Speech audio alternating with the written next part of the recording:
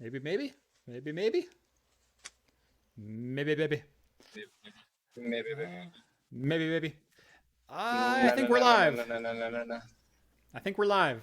I think we're up. Hey! Hey!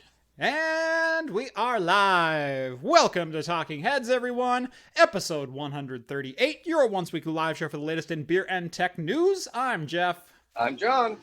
Welcome to the show, everybody. Thank you so much for joining us on this Wednesday night. If you have never seen the show before, this is our once weekly live show. We talk beer, we talk tech, we talk games, pop culture, entertainment, usually Star Trek, and lost my train of thought. Yeah, Stuff. That's what we do. Yeah. We talk stuff. We talk lots of stuff. Lots of stuff that I like, and if you don't like it, well, too bad. Yeah. We do drink alcohol on the show. However, we do keep the content as friendly as possible in both language and content. And if you're drinking along with us, please let us know what you are drinking, either alcoholic or not, and we will give some early show shoutouts as we go along. And we have one rule in chat, and that's don't be a jerk. Yes. I think that's all out of the way now. John, how's it going? I've been exhausted. You look tired. I'm tired. We've had a rough 3 weeks. For a bit.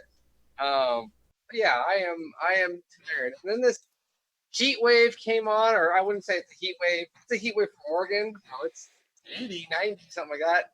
In 67 in my office right now. Yeah, I was gonna say, well, see where I shoot? It's called the garage. Yeah. And it's can you pull your mic just slightly closer? Sure. It's having a little bit of issue picking you up. So we have RTX voice on John because he has some equipment running in his garage right now, and I'm trying to not make all of his beer hot for him. He cares more about his beer safety than his own. There, how's that? Much better. That's we go. Perfect. That's perfect. Oh, yeah, no, I'm tired as well. It's been a long couple of months. It's been a very long June in particular. Man, I can't wait till July. I'll just say that much. I cannot wait till July. Things should be a little bit less hectic around here. Anyway, let's get this show started off right. You want to do the honors first? I can. I just didn't know. Did anyone say what they're drinking? Cracking Enjoy by. Yeah. Enjoy. Yep. So I can go ahead and go first. Do you got anything? Do you need to go grab anything, or do you have? I'm already set. Go for it. I'm good to go. Yeah. So I have Wayfinder and a Great Notion, a collab called Cold Crush, Koosh. I'm assuming. Yeah. Hazy IPA, 1%. So usually, Great Notion does some good stuff. Yep. They are known for some good stuff.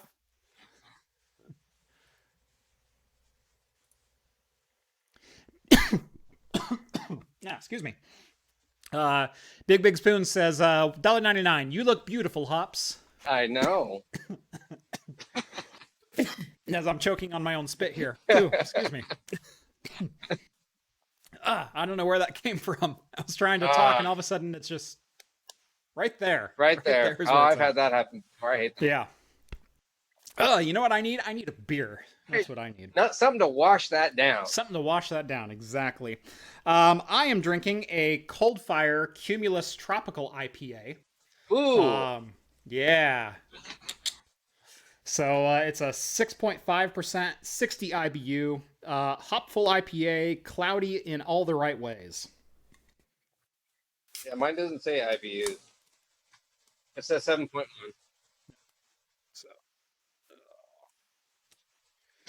there we go.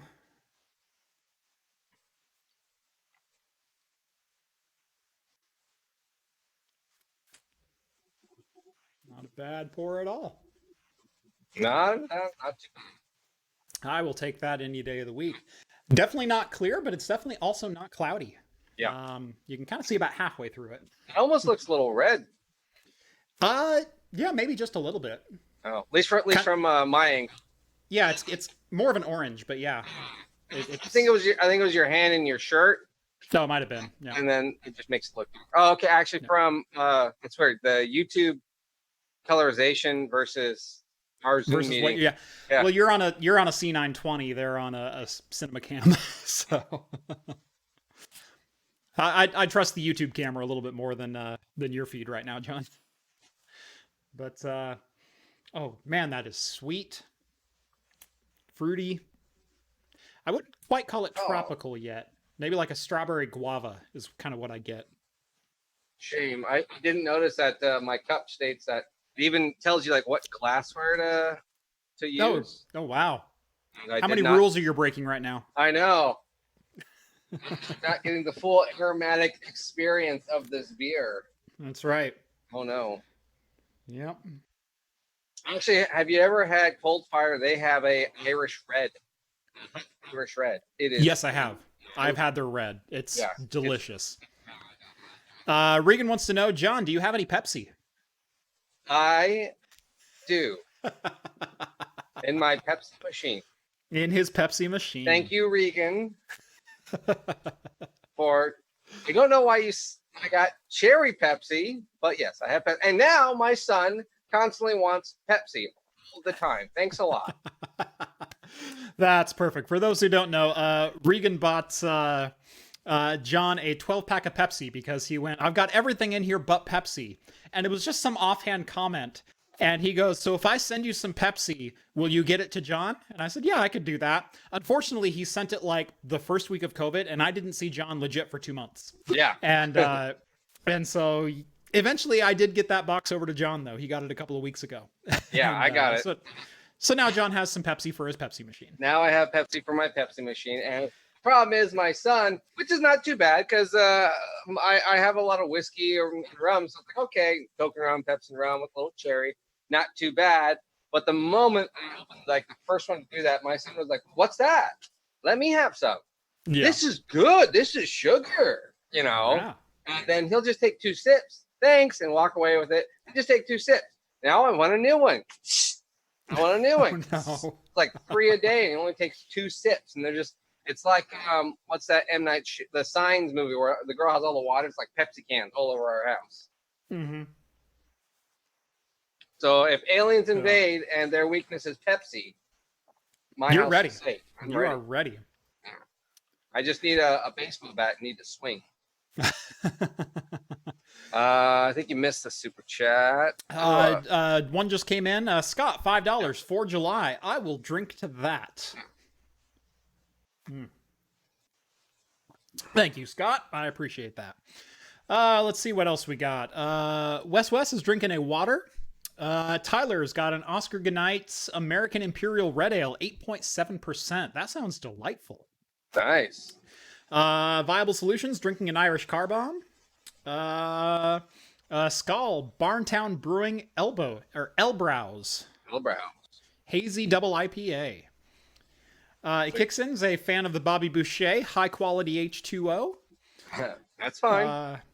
Benjamin's got a Citrus Medley Mead. Decimont's got a homemade seltzer and Barbosa spiced rum. Is the rum homemade or the seltzer?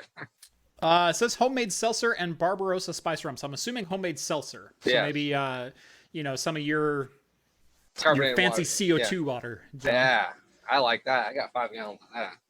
That's right. Emil's got a Brewdog Elvis juice. I've had that one. That's pretty solid. Yeah. Cracking open an LP stout from Gigantic. Questionable commands. And Novella Hub Fair State Brewing Pilsner. Oh yeah. Awesome. Got a good mix out in the crowd today. And another super chat from Regan. He is spilling the Pepsi. He's spilling the Pepsi. Oh. He is? I don't know. He's not spilling it, no. Maybe stealing? Because it's spieling. S-P-I-E-L. I'm maybe stealing the Pepsi? I don't know. Damn you, autocorrect! Yeah, I know, right? Hit go. There's no edit. Dang it. All right. Anyway. Someone's having a Modella Negra. Anyway, cheers, everyone. Cheers. 4 Roses Small Batch, Dogfish 90-minute IPA. Cigar City Brewing, Jai Ali IPA. Yeah. Jai Ali, yeah, IPA. It's a really solid IPA. Okay, nice. Big Spoon Car Bomb. And then James Kelly drinking Ravenheart by Anchorage Brewing. Ooh. I love a good Anchorage Brewing. That's a good one. I just spent quite a bit on some Anchorage beer, on a single beer. It's similar to this. It's this size. I just spent $50 on a bottle. $50 on a 12er. On a 12er. Wow. Yeah. Anchorage is one of the few breweries I would spend that on. Yeah. I've done like $40 for a bomber, kind of thing. Well, that's the thing. Bomber, I understand, right? Right. 12 ounce. Right. Like I've done 40 for a bomber. That's about my high dollar for a bomber. And I've done 25 time and time again. Like I'll buy those like crazy. But 50 for a 12, that's even hard to share with friends. Like it is. I will admit I purposely bought it because I have family coming in later in August. Mm-hmm. And it's going to be one of those like, okay, everyone get around, everyone gets an ounce and a half. Yeah. It gets a 4.79, 4.8 on Untapped. Wow. Double barrel aged for 2 years. So 1 year. So it's barrel aged once in Woodford bourbon barrels, and then for 1 year, and that's aged with coconut. And then after the coconut's been aged, it's been aged again in another bourbon barrel for another year. So it's almost like over 2 years aged in 2 different bourbon barrels. Yeah. So I understand the price point. Yes. Yeah, I know Fort George usually comes out with a couple of those double and triple bourbon barrel aged beers as well, and those are a pretty penny as well. Those are $35-$40 usually. If you want to grab one of those, just a pint of one of those is like $40. And even theirs, they don't do the 22s, they do like the 16 ounce. Yeah, the 16s, right? Yeah. So or the 35 millimeter or whatever it is. Yeah. Anyway, let's go ahead and get to the news. Starting with, we'll start with a little Google news. By the way, tech news, 15 minutes in. Suck it. Screw you all. You finally win. Tech news at 15 minutes in. And actually, no, only like 12 minutes in because we were still 3 minutes late. So there you go. Which wasn't my fault. Not my fault. John was on time. Not only on time, 7:49. Get that. He was 11 minutes early. Yeah. Yeah. It was actually partially my fault that we were late. There's always a broken clock's always right twice. That's right. It's right at least twice a day. Gabriel, $2, having a Tempest barley wine and an Ohana cigar. Ooh, that sounds like a good old time. Please tell me there's like a fire pit too. Yeah, no, that's the only thing that could make that combo better. Because John likes him a good barley wine. Oh, I do love me a good barley wine. If I can, a really nice, thick, hearty one, sip it, enjoy it. I love sitting like outdoors or by a bonfire or something like that. Yep. Yeah, we've got a fire pit out on our deck, and there's nothing better than just sipping. For me, it's usually a really good red ale or maybe a barrel aged red. Yeah. Or a barley wine or something that's really hearty. Yeah. And just sitting there and kicking back. Yeah. No. Big Spoon, $4.99. When you're as cool as hops, you need to keep shades on because so you're ready just in case. His future's just so bright. Big Spoon, so bright. Well, and me, I wear transitions lenses, so if I were outside, these would be sunglasses right now. All right, let's get into the tech news. Yes. Google. So, Jeff, as we've both in the tech industry and IT stuff we've done, we've probably seen our fair share going to someone's computer and seeing tabs upon tabs upon tabs of Google. Yes. And people thinking, why is my computer slow? Well, you're on a Pentium 4 with 1 gigabyte of RAM running Windows 10. And you have 37 tabs open. But I have it preloaded. But I thought we have fast internet. Yeah. Yeah. Ugh. Yeah, I know. So yeah, Google RAM usage, Chrome RAM usage has kind of become a meme at this point. Yeah. It's So many videos it's about it and everything. Yeah. yeah. Oh boy, I forgot to change my bitrate, so Google is sending me all kinds of errors. Oh no, I don't even know if I can up my variable. I've been streaming lately at 30 frames per second because I figured there's no real point to our live stream being 60. Yeah. At least until we get back into studio. And I forgot to change my bitrate. So we're trying to push 60 FPS at, just way too low of a bitrate. I mean, it doesn't look horrible, but It doesn't, but YouTube's yelling at me, so the encoding process might be a little odd later on. And unfortunately, I set up variable bitrate when I was doing. Wonder if I can change it to constant. I can. I've got a pretty good upload here. I think I'm just going to change it to 17 megs and see if it will do that. If not, that'll be a little weird. Oh well. Oh well. Screw it. We'll do it live. Anyway, Google Chrome RAM usage has kind of become a meme at this point because it is just so outrageous at times.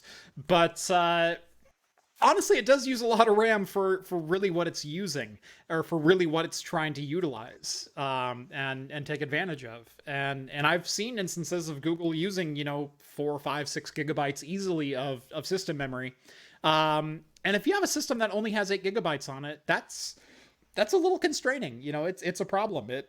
It can impact other areas of your system and performance and start to eat away at page file usage, and it is a problem. Yeah, and especially depending upon what you're loading too. I mean, there's, for example, half the time people I deal with, they're loading Google Docs, right? Just constantly live, and it's pinging back and forth and trying to refresh and everything. When you have 50 of those going, and then you have a bunch of Facebook feeds or YouTube going, it just eats at the memory. Right. Yeah. So anyway, it's well known. It's a well documented issue.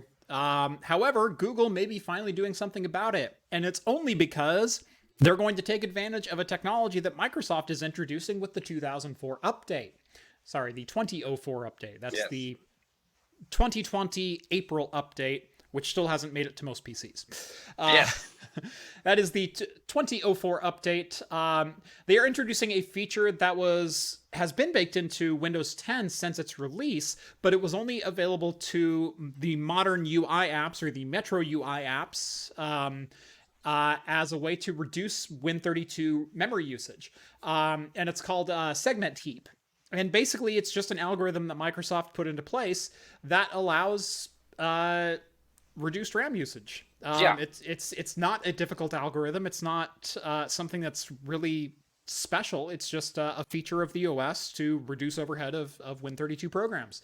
Now, Microsoft did implement this originally with the initial launch of Microsoft Edge. That is the original Edge, not the Chromium version of Edge, which is one of the reasons that Edge was so efficient at memory usage. It separated itself from both Firefox and Chrome by a pretty wide margin by only using, a gig, maybe 2 of RAM, while, the same number of tabs open on another browser could eat up 5 or 6.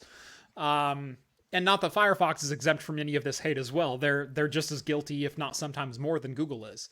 But for some reason, Chrome gets the meme because Chrome has 60% of the market share. Anyway, Microsoft is opening up segment heap to all Windows applications, not just modern or specific apps within the Windows operating system.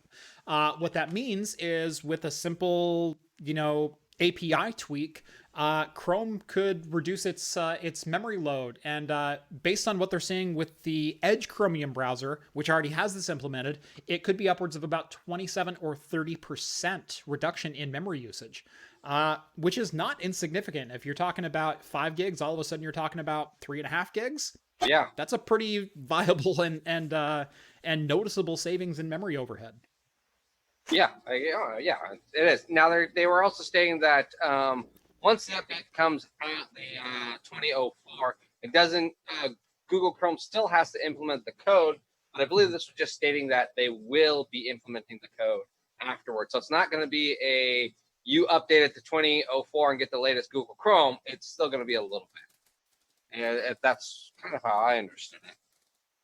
But it is basically planned to be integrated into it extremely soon this year. Yep. They say your microphone is warbling a little bit, and they said, I didn't know John had RTX hardware, so he could run RTX voice. I'm actually running RTX voice for John through his output. I mean, I don't mind turning the fridge off. It has great insulation. Yeah, if you want to turn the fridge off, that's your choice. I was trying to give you the option of oh no, it's all the other streams they've been off. It's been off. So it's got great insulation, so it'll hold it for 2 hours. Okay, well, go ahead and knock it off then, and I will go ahead and disable RTX voice for you in 3, 2, and 1. Okay, I should do it now.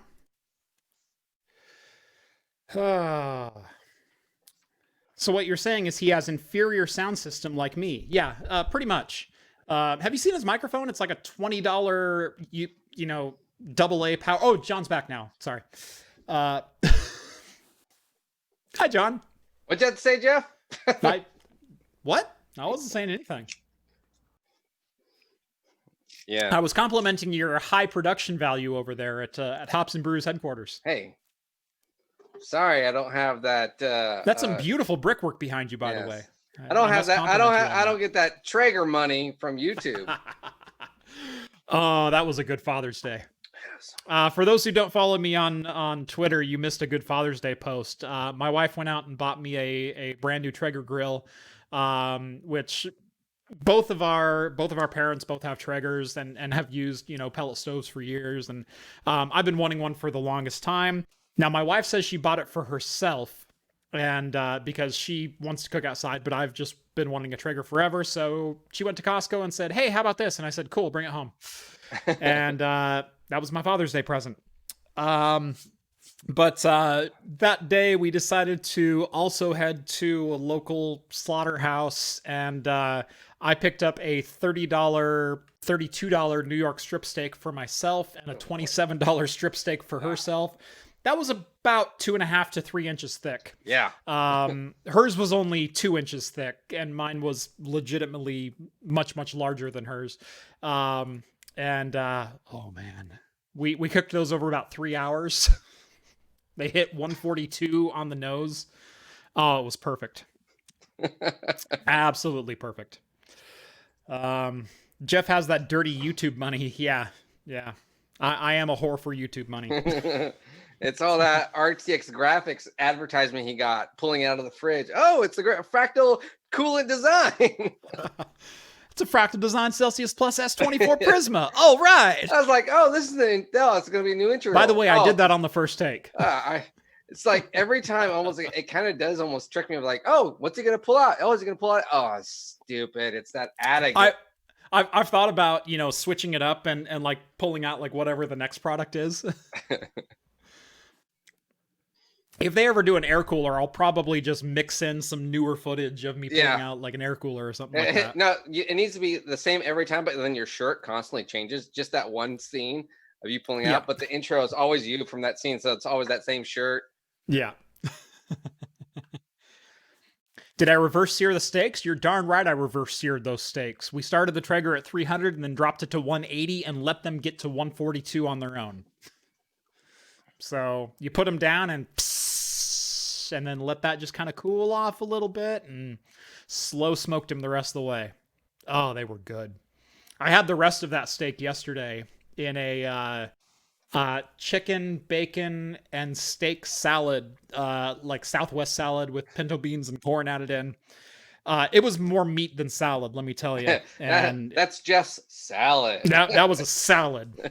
That was a salad that even Ron Swanson goes, that's not bad.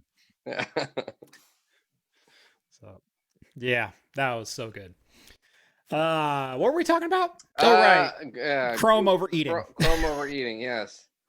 That was basically it. It's just Chrome's probably going to come up with a new update after you. If you can ever get the 2004 update, which is supposedly out back in April, which my computer even is stating that it is not able to do it.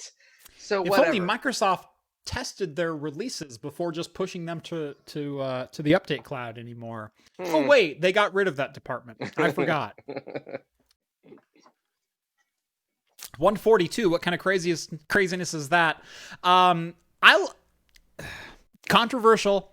I like mine at 142, not at 137. I like mine just more done. I'm not medium yet, but I'm also not rare. No. It's got to have, like, you got to have that outer circle of dark, but then that inner circle of... I still like a pretty solidly pink inner circle, but I do want it to fade into, something that's not bleeding. Yeah. Just on the edge of bloody is where I like mine. Oh yeah, no, just on the edge. I love cutting it, and the juice that pours out has to still be red.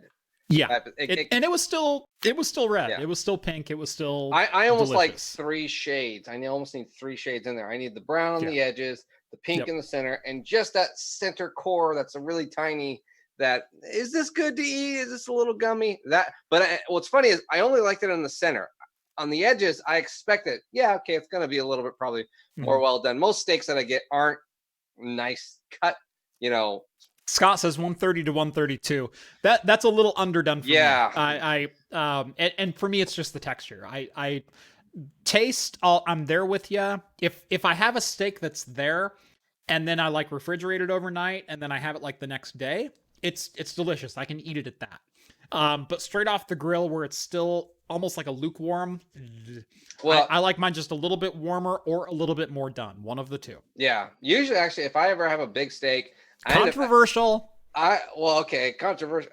But you're watching my channel, so you're gonna listen to it. I'll cut my steak actually in half already as I grill it, and one will be at the temperature I want, and then I usually get a really big steak, and I have the other half for lunch, and that one I purposely undercook for reheating purposes. Novella Hub says, well done steak, and you're banned. 142 is not well done. 163 is well done. Oh, no, my wife likes it like 175. Yeah. She wants it like rubber. Yeah. Yeah.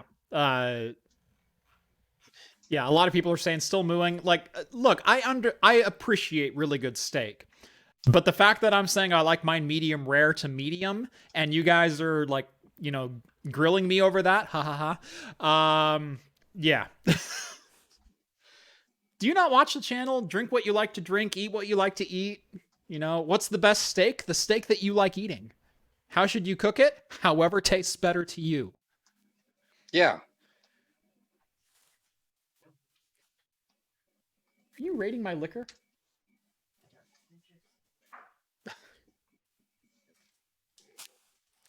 My wife is raiding my candy stash right now. At first, I thought she was going to raid my liquor cabinet. I was going to have words with her, but I guess I'll let her have some Jolly Ranchers. And Skull says, who could have guessed that steak temperature would have the triggering conversation of the night? Yeah.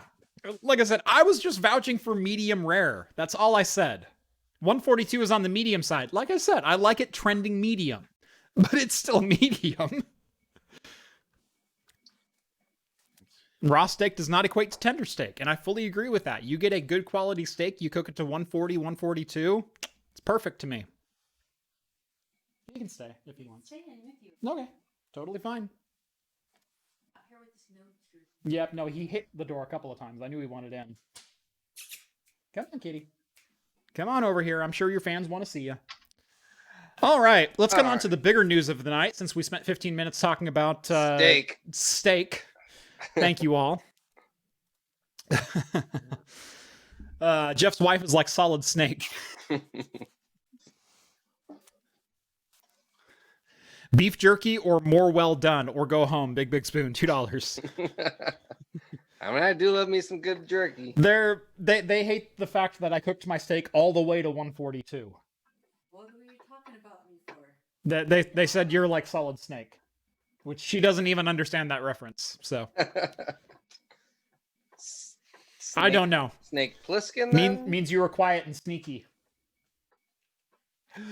Anyway, Anyways. let's get on to the bigger news of the week, and the news that was rumored for well over a decade, explicitly stated by Steve Jobs at the original Intel announcement in 2006 that Intel will get us through the next 10 years. And everyone went, ha ha ha, once you go Intel, you never go back. And there were some rumors, 5 or 6 years ago that Apple was actually interested in acquiring AMD. And that was very early in their own ARM development process. And it was a totally viable option at the time because, well, AMD wasn't exactly doing well 5 years ago. Yeah. Now would be the pickup of the century, but Apple's been developing their own silicon for the better part of 10 years now. And it's always been rumored that that's the direction they wanted to move to. And, well, that's what they're doing. Monday? When is that? Monday? Yeah, Monday. Apple officially sent Intel their John Deere letter. They are moving on.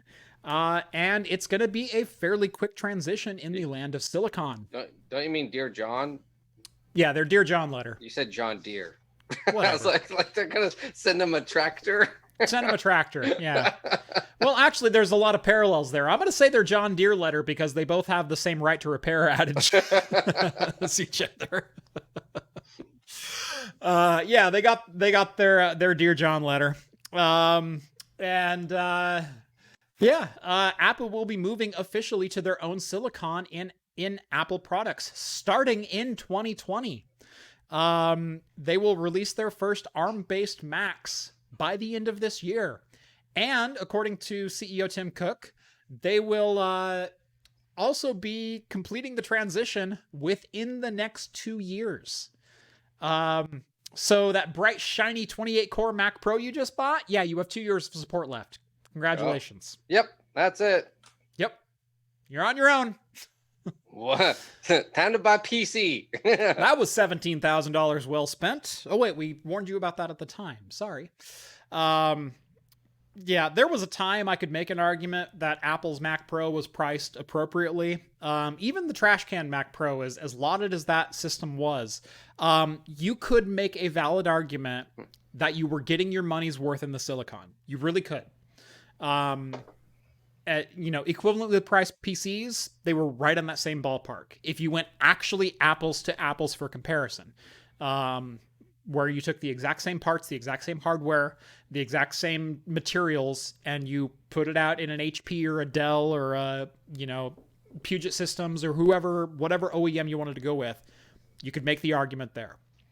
The new Mac Pro, it's not even close. No, I don't know how they got to $8,000 starting price or $6,000 starting price. It's purely design or whatever. They're custom. It's not even that. I don't give a crap what their design is. They're custom molding cases and everything like that. It's like, it took them 5 years to come up with that. Yeah, that's embarrassing. Swiss Cheese came up with that a long time ago. Right. As a company, I'd be embarrassed if that's what I came up with as an entry level professional machine. $6,000 for an 8-core Intel processor, which is currently being beat by a $300 AMD chip. $6,000. Well, they had a contract. Gets you a PC that gets beat by a $1,000 PC. Yeah. And I mean, dollar per dollar, it comes with an RX 580 for God's sakes. It comes with a $150 graphics card and a $6,000 Pro machine. Well, maybe they thought the holes are like speed holes. The dual Vegas are $1,000. You can get a Pro Duo for, you can get dual Vega graphics for the same price, for $1,000. And I don't see it. I can't argue it anymore. I tried for years to see that side of it, and I just can't. Well, I just can't. Yeah. Well, now with this though, now they're even talking because they're going to probably go into the whole market of probably all self-contained within Apple with these, silicon-based chips and everything. They're going to be probably going into like graphics, GPUs, like you said, the ARM. So a nice mobile thing. And the ARM, you were saying that's probably even going to come out, this year? Right. They will have ARM Macs this year. Yeah. Laptops and desktops, both. And the slide that they're showing, they're not giving exact performance numbers, and this is not a logarithmic scale. This is not even. We have no numbers to put anything to it, but they say currently their laptops power to performance sits right about here. Their desktops power to performance sits right about here. Yeah, it's like their ARM processors are going to be on about the same scale of performance as their desktops, but much more power efficient and going to be much faster than their current laptop processors and about the same power efficiency. That's a pretty bold claim, even without knowing the numbers. Traditionally, ARM has not been there. They haven't performed at that level. Even scaling up, even writing specifically for multi-core ARM processors, the performance is not on the same single-core performance level as x86, and it never has been. I will be curious of when someone actually gets the performance base, and then how Apple will spin this, similar to how like Intel will spin it versus AMD. Well, technically, in this single process, this ARM performs just the same as our notebook from last year. Exactly. And so that's where I wondered when I saw that these images are like, why aren't there actual numbers? They're just kind of graphs that they fade the background. It's going to be interesting to see what the performance is like, apples to apples comparison, software to software, when they actually come out. Because x86 code does not run on ARM. No. And the x86 code that they're proposing is going to be emulated over to their ARM process. So you'll still be able to run your Intel apps, but they're certainly not going to be optimized for it right away. Although they are saying that they have been working with Adobe and Microsoft both and trying to get day one products launched for the ARM Macs when they come out this year. And so that'd be your Premiere, your Photoshop, your Office 365. Wait, is that running off of whatever? Natively on ARM? Natively on ARM. So are they developing new software for it that you have to repurchase, or is it you download some adapter? That's going to be up to Microsoft and Adobe. Yeah. I'm assuming if it's Adobe, it's going to be part of your Cloud Creative Suite. Okay. If it's Microsoft, I'm assuming part of your Office 365 suite. Or part of your Office suite, or whatever. Yeah, so just download the latest update, I hope. Right. I would hope that's how it works. But who knows?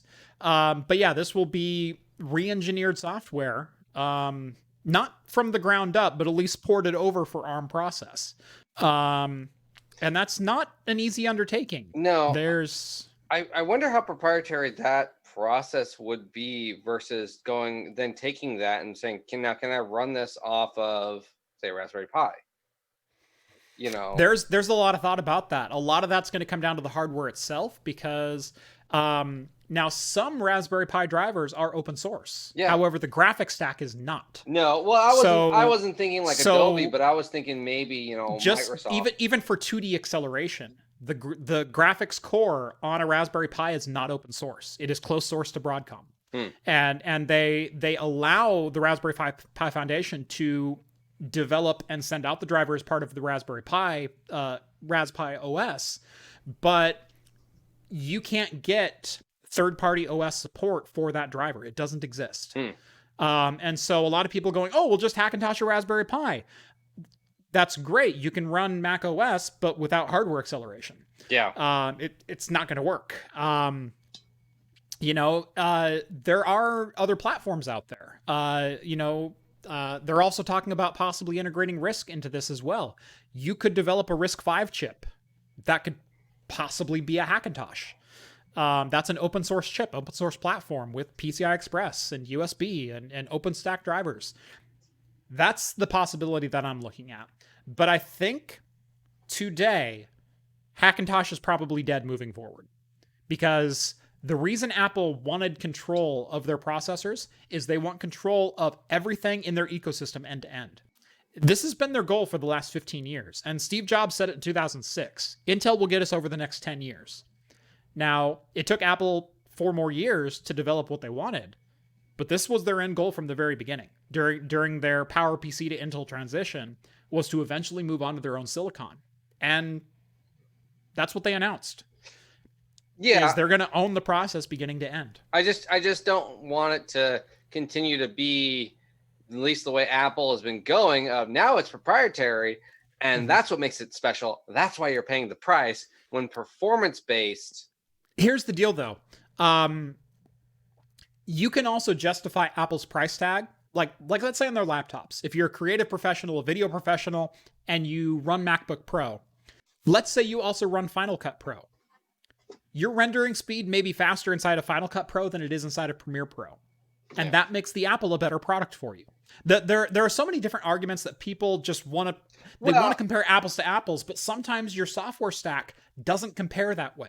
Well, but it's not to the everyday consumer. That developer is, those one-offs in Hollywood that has that office to where, we're talking 3,000-4,000 customers. I'll say Final Cut Pro has way more than one-offs. And there are Hollywood studios that run Final Cut Pro. Yeah. But my point is theoretically. Now they also run a lot of proprietary software for a lot of post-processing. Yeah, but Final Cut Pro may be, commercially. But theoretically, if this ends up driving the price up because of everything now becomes proprietary to Apple, and they're looking at, say an AMD chip and Premiere on a PC, and look, I'm only getting 20% extra performance now, but I'm saving X amount of money. Right. For those lower end people that are running this Apple Premiere, I don't know if it will be worth it. Yeah, a studio, they're just gonna whatever, they'll write checks all day for the latest and greatest because they're trying to keep ahead of the curve, probably for the next movie. But again, that's what I was saying. That's probably a lower customer base to where lower end studios that do small commercials for local mom and pop stores, they're probably still going to be using PCs. They might have a Mac now, but they'll probably end up doing if again, Microsoft increases the price of their proprietary. I'll say this. Apple computers may go down in price with this switch to ARM. I believe. I do believe. I think. Right. I think laptop. So the whole argument that you just gave that you're going to have to switch your workflow or you're going to have to use this exact bit of software. That's always been the case with Apple. There's always been specific software stacks that people want to use on Apple. I was an Apple user for well over a decade because I liked Apple's software for my workflow better, especially after they made the switch to Intel. Yeah. I used them as a virtualization platform for my daily workflow because their multi-monitor support was unparalleled and still kicks the living heck out of Microsoft. Microsoft, it's 2020. Figure out how to do multi-monitor support properly. Make my desktop scale across 2 monitors. Make it so I can use different DPI on 2 different monitors. Make my color match across 2 different monitors. You finally fixed the VSync issue on multi frame rate monitors where I can have 2 different frame rates displaying on 2 different panels. Fix your multitasking interface. It's been terrible since you introduced it. Fix it. Make multi-monitor work inside of Windows. Please, I'm begging you. Because it sucks. And it's always sucked. But if you want to learn how to do multi-monitor, Apple has always done that better. And I used Apple as a virtualization workflow for working on multiple virtual machines at the same time because I could just throw the windows wherever I needed them to and have multiple workspaces and flip back and forth between, okay, I'm working on this Linux development right now and I really need my head inside of Linux. Guess what?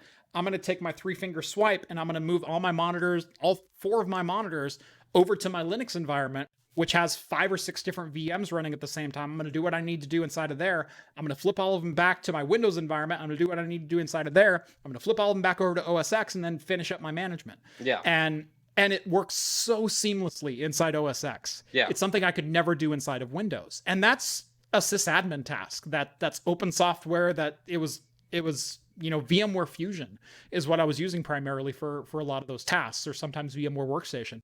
But that wasn't a proprietary task that could only be done on Apple. It just worked better on Apple. Yeah. No, I do agree, though. I agree with you with the laptop thing. I do think that with the ARM chip base, the extra power saving and consumption that it will do, the fact that ARM chips are going to be so much smaller, they're going to probably come up with the thinnest, the most powerful or power saving, longest battery life Apple laptop probably ever. Right. To date. Think of a MacBook that gets 25 hours of battery life and competes with an Intel i7 on the mobile space. Like, just consider that. That's probably even thinner than the MacBook that it is now. And fanless. Yeah. Like, consider that. Consider what they've done in the iPad, which is a pretty great device, especially in the high-end iPad Pros. It legitimately is a great device, and it does compete with the Surface as far as specs, as far as like raw performance, floating point, everything else. The iPad Pro competes with the Surface Pro 7 or whatever it is Microsoft now, is calling it these days. Now, I hate both devices vehemently. I hate both the devices because they're not repairable, and they're marketing these to professionals who need uptime more than anything else, and repairability and accessibility, where your $1,500 and $2,000 machine is your livelihood, and if you accidentally drop it, your livelihood goes with it. Like, that's unacceptable. It's unacceptable that those devices are that fragile and that unrepairable. But I digress. You have to back it up to OneDrive, Jeff. Back everything up to OneDrive. That's what you have to do. Right. But I will say the devices are comparable as far as performance goes, as far as like Adobe Premiere on one versus Final Cut on the other. Now, my problem with the iPad has always been the software stack, has always been the lack of multitasking support, true multitasking support, the lack of a desktop environment, the lack of, mouse and keyboard input, the lack of this and that. And, whatever the heck they decided to make that pencil charge that way. Like I have so many problems with the iPad in general, almost as many as I have with Microsoft Surface. But hardware-wise, they've been comparable. What happens all of a sudden if you get full Mac OS with Adobe Premiere and full Final Cut Pro in a MacBook form factor that gets 25 hours of battery life and renders twice as fast as an Intel laptop? Yeah, or at least equivalent, but then they're able to charge a whole lot less. Right. Essentially. But yeah, because ARM processors should theoretically be a lot cheaper. Mm-hmm. But yeah, again, too, you're talking fanless, power, 25-hour battery, super ultra thin. Essentially, you're basically have a keyboard and a screen. That's really all you're getting. Right. You should have as thin. Each one should it should be as thick as 2 SD cards. That's really all it should be. Right. So yeah, it's going to be interesting. I am definitely curious to see what Apple does. Now, we got a little bit of a sneak peek of kind of what they're thinking. In the Mac Mini. The Mac Mini is going to be available as a transition development kit for $500 running the A12Z chip, which is the same exact chip found in the iPad Pro. Which, honestly, for $500, pretty solid deal. Because the iPad Pro, I believe, is like $799. I thought it was like getting $1,000. It might even be $1,000. It's expensive. Yeah. In fact, I will look it up in real time. Yeah, I thought so we can. Yeah, I think it starts at $799, but it's for. I'm betting there's tiers. $799, $999, $12.99, something like that. Yeah. Oh, I know it goes up. $799 for the 11-inch, $999 for the 13-inch. Yeah. We were both right. And you get 128 gigs at the base, and $12.99 for a 1 terabyte model. Okay. That is pretty similar to what is being put out in the Mac Mini. Right. But you're getting far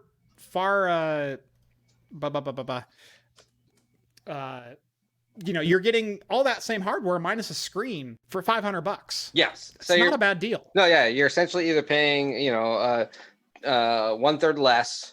Right. And getting everything. Yeah, and right. And this has 16 gigs of memory and 512 gigs of solid state storage. However, there's a caveat to this development kit. You have to give it back to Apple when you're done. Yeah. I don't know if you're going to get your money back too, or if you're essentially going to rent this for 6 months. That's the big question. They didn't state that. I assumed it was more of a, hey, put your credit card down, we'll send you one, give it back if you break it. Well, if you don't break it, ship it back, we'll give you a refund. You break it, you bought it. Right. That's kind of how I'm betting it is. No, I don't think Apple even cares if you break it. I don't think they want you keeping this. Interesting.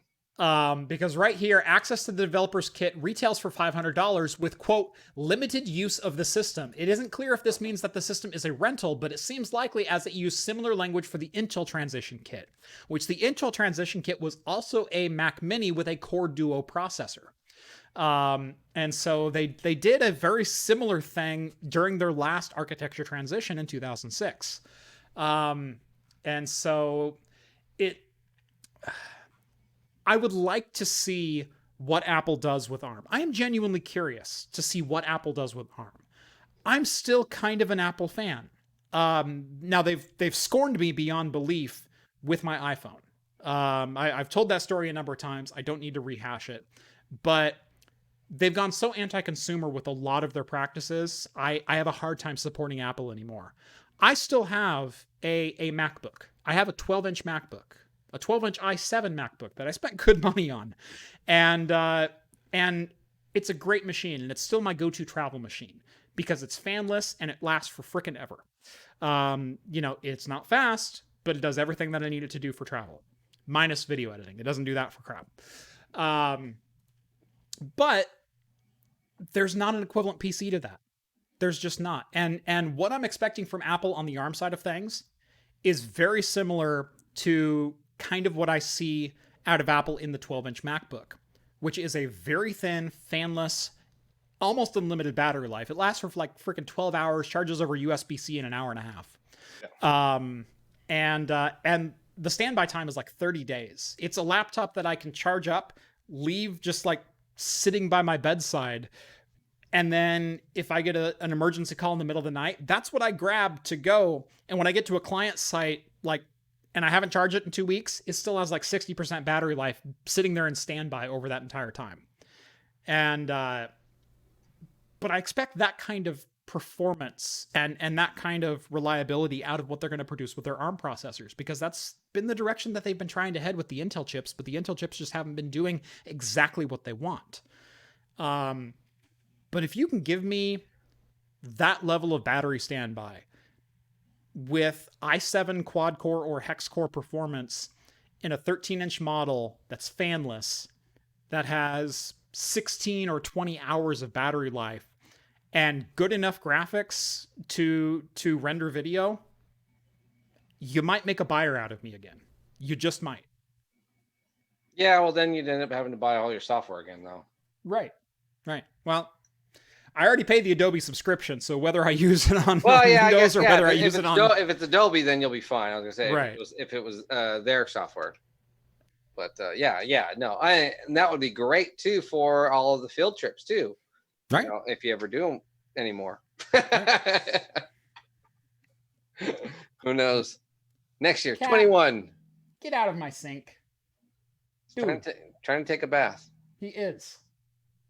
Cat, get out of the sink. It's Rambo. Come on, Ram. Come on. There you go. Thank you, buddy. So how you doing on your beer? I'm right there. I'm done. And it's warm in my garage.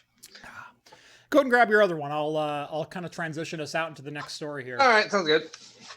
So we just spent 30 minutes talking Apple. I hope everyone is happy that we covered that pretty thoroughly. No, like I said, I've always been an Apple fan. I like the Apple ecosystem when it works. I am absolutely an Apple fan of Apple when it does what I need it to do as a consumer. I'm disappointed that Apple has gone the way they have as far as hardware and being so anti-consumer. I have a major problem with that. Just a major ethical problem of, do I really own the hardware? Because it's a gray line when you start telling me what I can and cannot do with my own equipment. And it's something that I don't like, Apple having say over. I should be able to mod my equipment. I should be able to install whatever I want on my own equipment. It's just, something that I disagree with. But at the end of the day, if Apple owns the entire ecosystem, and you can't run Hackintosh anymore, and that's where you want your workflow to be, I don't know if you're going to have any other options. So definitely interesting times. Definitely going to be interesting times moving forward. John, what are you opening? I'm going to stick with the collab theme I've been going with. Ooh. And I am going to go with a Fort George three-way. Ooh, IPA. Three-way.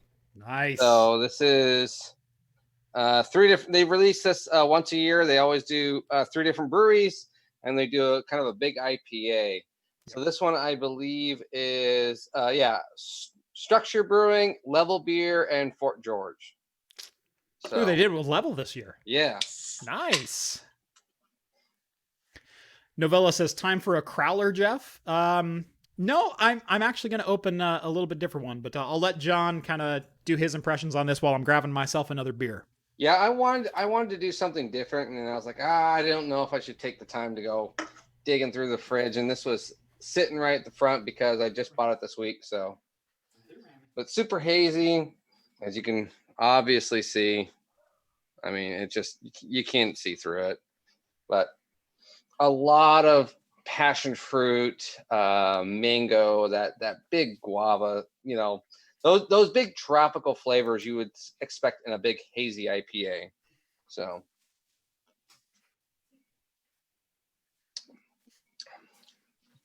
Oh, now this isn't really what we call a sweet IPA, at least not compared to the. It looks like the one I Tang. had. It is very, very hazy. It looks like Tang. Yeah, it's. I mean, like you can't. My fingers are up against it. Wow.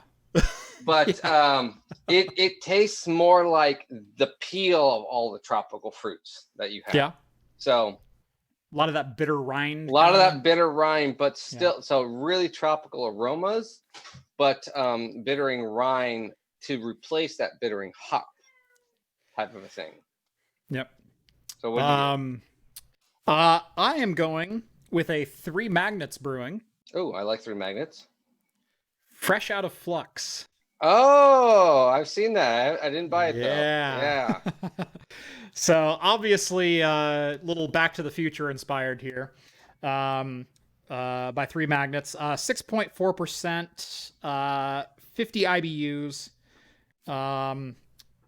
Their info on it's all kind of weird, but it's all written like blueprints for a flux capacitor. So we're gonna give this one a shot here. All right. As you pour that, my son is going to bed. He requested I tuck him in really quick.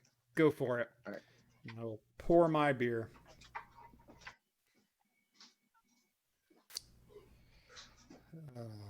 And John says, you always make me so thirsty. Oh, thank you for watching.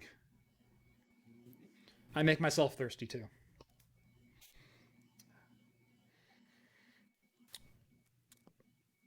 Boy, for drinking 2 IPAs, this is a dramatic shift from the last one, let me tell you.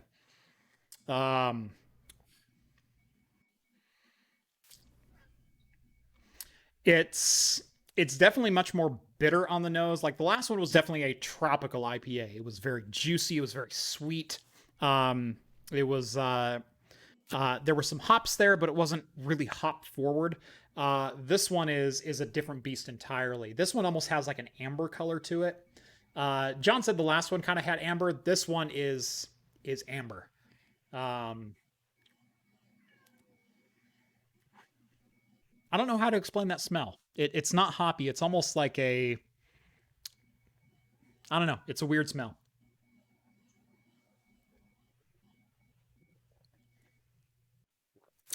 Ooh. I don't know what I think about that one either. It's got kind of some conflicting flavors. Like it's a little bit juicy. Okay. It's a little bit dank. It's a little bit grassy. It's not a lot hoppy. Yeah. I don't know what to think about this one, John. Really? It's interesting. No, I didn't catch it. Did you say it was an IPA or what was it? It's an IPA. Okay. Yeah, it's 3 Magnets Brewing. Fresh out of flux. Gosh, what is this? Yeah, it's an IPA. Atenum hops, Simcoe hops, Comet hops, and hop oil, concentrated hop oil. That could be the interesting thing. Yeah. So the smell, I don't even know how to describe the smell because it's different. It's not like skunky or dank. But it's also not fruity. It's not grassy, but it's kind of hoppy, but it's also not. Like, I don't know how to explain it. It's just weird. Did you, is there a can date? You check underneath, see if there's a can date? Yep, there is. Canned April 21st, 2020. Okay, so that might be why, because it's a new-ish can. Yeah. The new-ish. Yeah, it's April, so it's only 2 months. It's still good. It's bordering on technically what should be. Usually it's about 60 to 90 days is really when you want to have it, and that's on the higher of the 60s. We're right at 60. So so it should still be good. It's interesting. Yeah. Difficult nerd, $5. What proportion of people who complain about Apple isn't value for the money have owned a Mac? And how much of it justifying to aversion to switching effort? That's an interesting question. That's a very interesting question. A lot of people who complain about the value probably have never used Mac. Like I said, I tend to be a tech guy. When people ask me, am I an Apple guy? Am I a PC guy? Am I a Linux guy? I'm a tool guy. I'm a whatever tool gets the job done. I work with everything. I've worked professionally with everything. I've deployed professionally everything. And whatever tool fits whatever job that I'm doing is the tool that I use for that job. And like I said, I ran Mac professionally for 10 years, doing development and virtual machine work. I've ran PCs. I've run VMware, Proxmox, and Hyper-V all professionally. I've been in all three environments much of my professional career. I've ran various different file server solutions. I've ran Windows file servers. I've ran Linux file servers. I've ran BSD based, FreeNAS file servers. I've done this. I've done that. They're all computers at the end of the day, and they're all tools, and it's how you use them that matters. And if this company provides a tool that the other company doesn't provide, and you need that tool for your workflow, guess what? That makes it a great value because they have the tools you need for your workflow. Now, Mac is not for everyone. That workflow is not for everyone. The environment and the user experience is not for everyone. Some people don't like it. Some people want more control than that. Some people just want it to work, and some people want it to work and it doesn't work Apple's way. At the end of the day, a value proposition is what value do you get out of it? And it's a needs-based valuation. Is it worth it to me to spend my money on that product? And that's a personal question.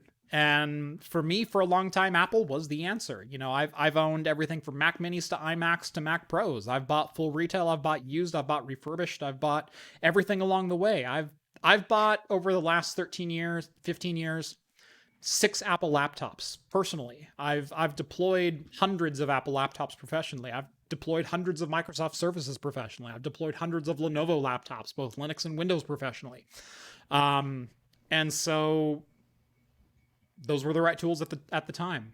What do I say now? I say I need to wait and see what Apple does with ARM and see where the software support is and what tools they provide for what price.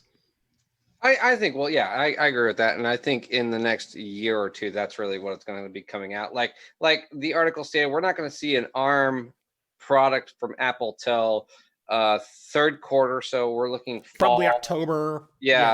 Maybe even not even till like Christmas, who knows.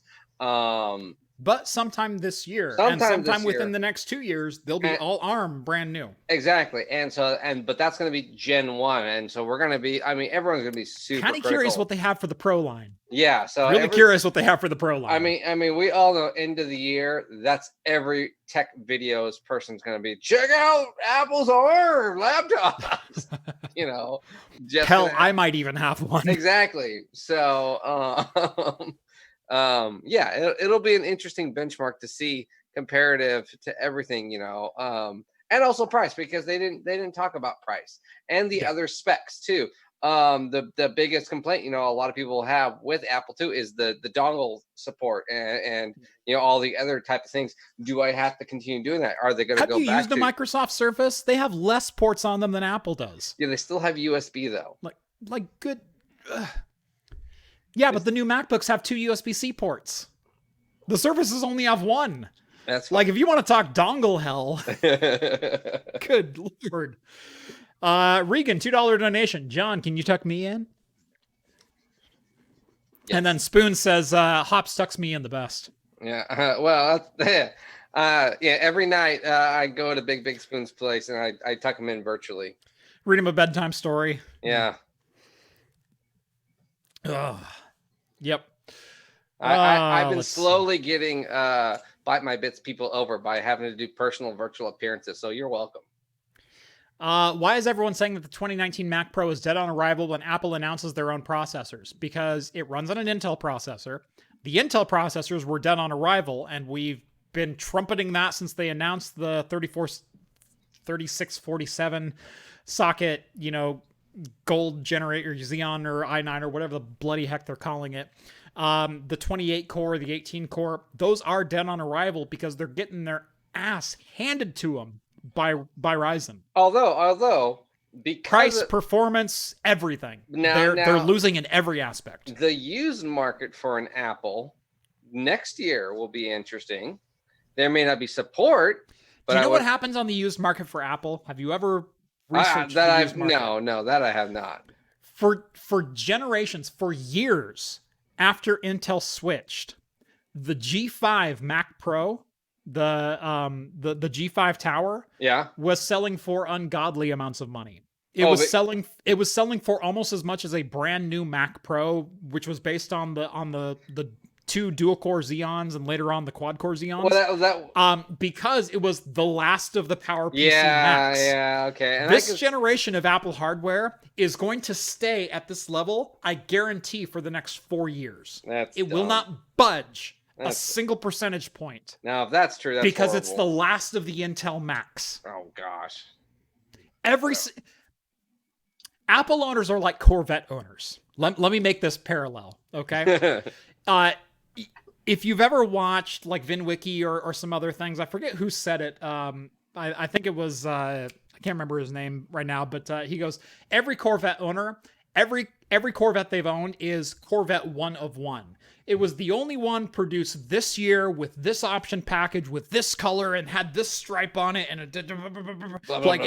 it's a rare Corvette, and it happened to be like, this weird color of neon blue, and it happened to have the suede package with it, and the wing is an extra inch bigger. Right, but every Corvette is 1 of 1. Every Corvette owner is like that, and every Corvette owner wants 3 times what the used market actually wants to pay for their used Corvette. Go and look for used Corvettes. Go and look for, like a C4, C5, C6 Corvette right now. You look at like a 2002, 2004, C5 Corvette. Nice Corvette, LS engine, and everything else. And you'll see some for like $8,000. You'll see some others for like $22,000. Not even the Z06 package, just a Corvette. Yeah. Like base stock Corvette with like 2 upgrades, and they'll say this is a rare model and it was the only one with this color and it has the stainless steel exhaust tips and it has the upgraded suspension. It's like, yeah, like every other Corvette out there. No, but it's the only one with this color, so it's rare. Okay, so that adds $13,000 to the price. Was that? Every Mac owner who sells on the used market does the exact same freaking thing. This one was a build to order option, and it has the 512 SSD instead of the 256. It's worth way more. Yeah. And every single Apple owner thinks their Apple is 1 of 1 because they went through the Apple configurator and built it to order.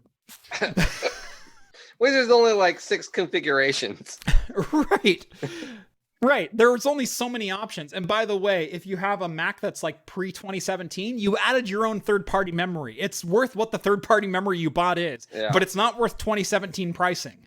I can tell you that. That's like going to In-N-Out and like, oh, I'm part of the secret menu at In-N-Out. Right. No, everyone is.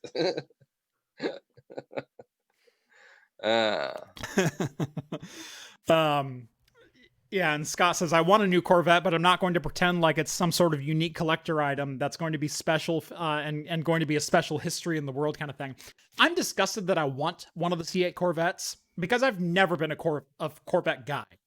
I've always been, you know, a Japanese or an Italian or even a European, you know, supercar kind of guy. I love me an Audi R8. That's no secret. I love me an NSX. You know, those are my jams.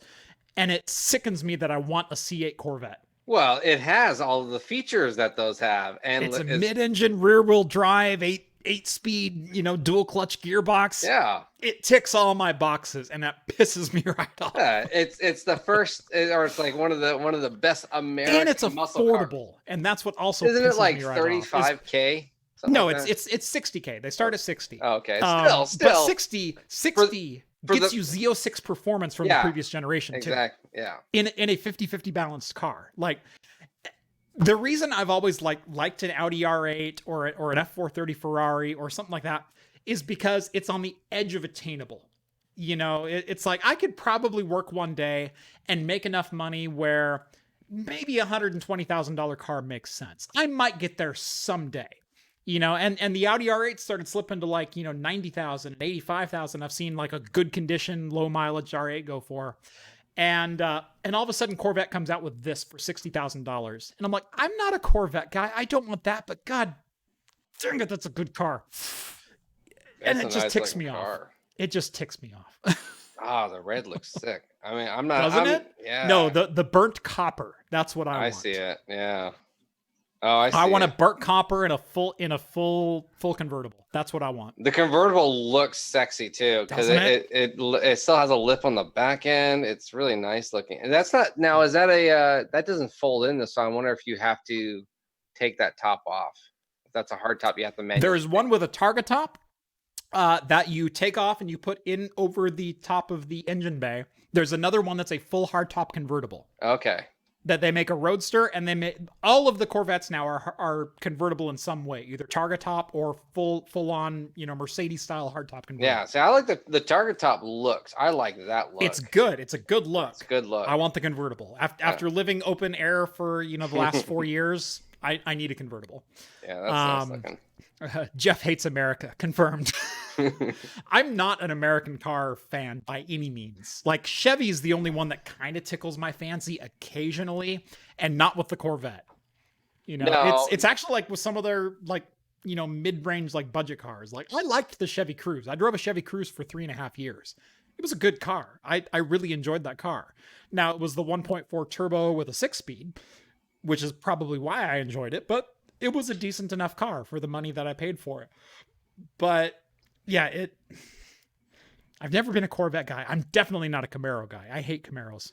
No, I hate Camaros with a fiery passion. I don't like the new ones. I will say this. I don't like the internal specs of the new ones. When they first came out of that look, I was like, oh, thank God they changed the look. Have you ever been in one of the new Camaros? They drive like a boat. They do. And so they drive like an old American car. That's my problem with American cars is they typically drive like old American cars. I like low to the ground, center of gravity, balance, you know, cornering performance. Well, I don't want to go from here to the end of the runway fast. I want to get around that corner and canyon car fast. I will state I had a 69 Mustang, and so it kind of gives the old people like, oh, this feels like a 69 Mustang.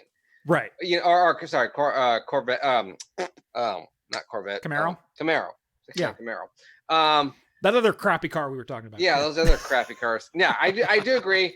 There are just some things that like, okay, I kind of like the design, but yeah, I test drove a Camaro. My sister-in-law had a Mustang, the new Mustangs. I was like, these are loud. The suspension's horrible. I mean, the noise it puts out just for the engine doesn't. Actually, the power is not there. It seems like they almost cut the exhaust off short just to give it a bigger noise. Right. What's actually inside the hood. Yeah. I would probably say the only one I wouldn't mind having is not the Cougar. Scott says Jeff loves the Buick Encore. I need to start doing car reviews when I'm out, you know, doing rental cars, because that has always been for great footage. Keep me out of this Discord. I drive a Corolla. Corolla's not bad. Yeah. You know, I am a Toyota fan. I will say that. Hellcat. I would take a Hellcat. Oh yeah. No, I wouldn't take a Hellcat. I would take a Hellcat. I wouldn't take a Hellcat. But it has 707 horsepower. I know it does. It also can't stop worth a damn, and it also can't change direction at all. Yeah. That's exciting. Right. Actually, I think they have 1,000 horsepower Hellcat. Yeah. I owned a 76 Mustang 2 for a very short period. I've also owned an RX-7 for a very short period. That was a fun little car. That was a 1984 RX-7 with a 12A. Yeah, you can get a Hellcat up to 1,000 horsepower. Yeah, no, I know you can. Yeah. It's straight line. That's all I need. It doesn't excite me. It just doesn't. It just doesn't. Supercar excites me.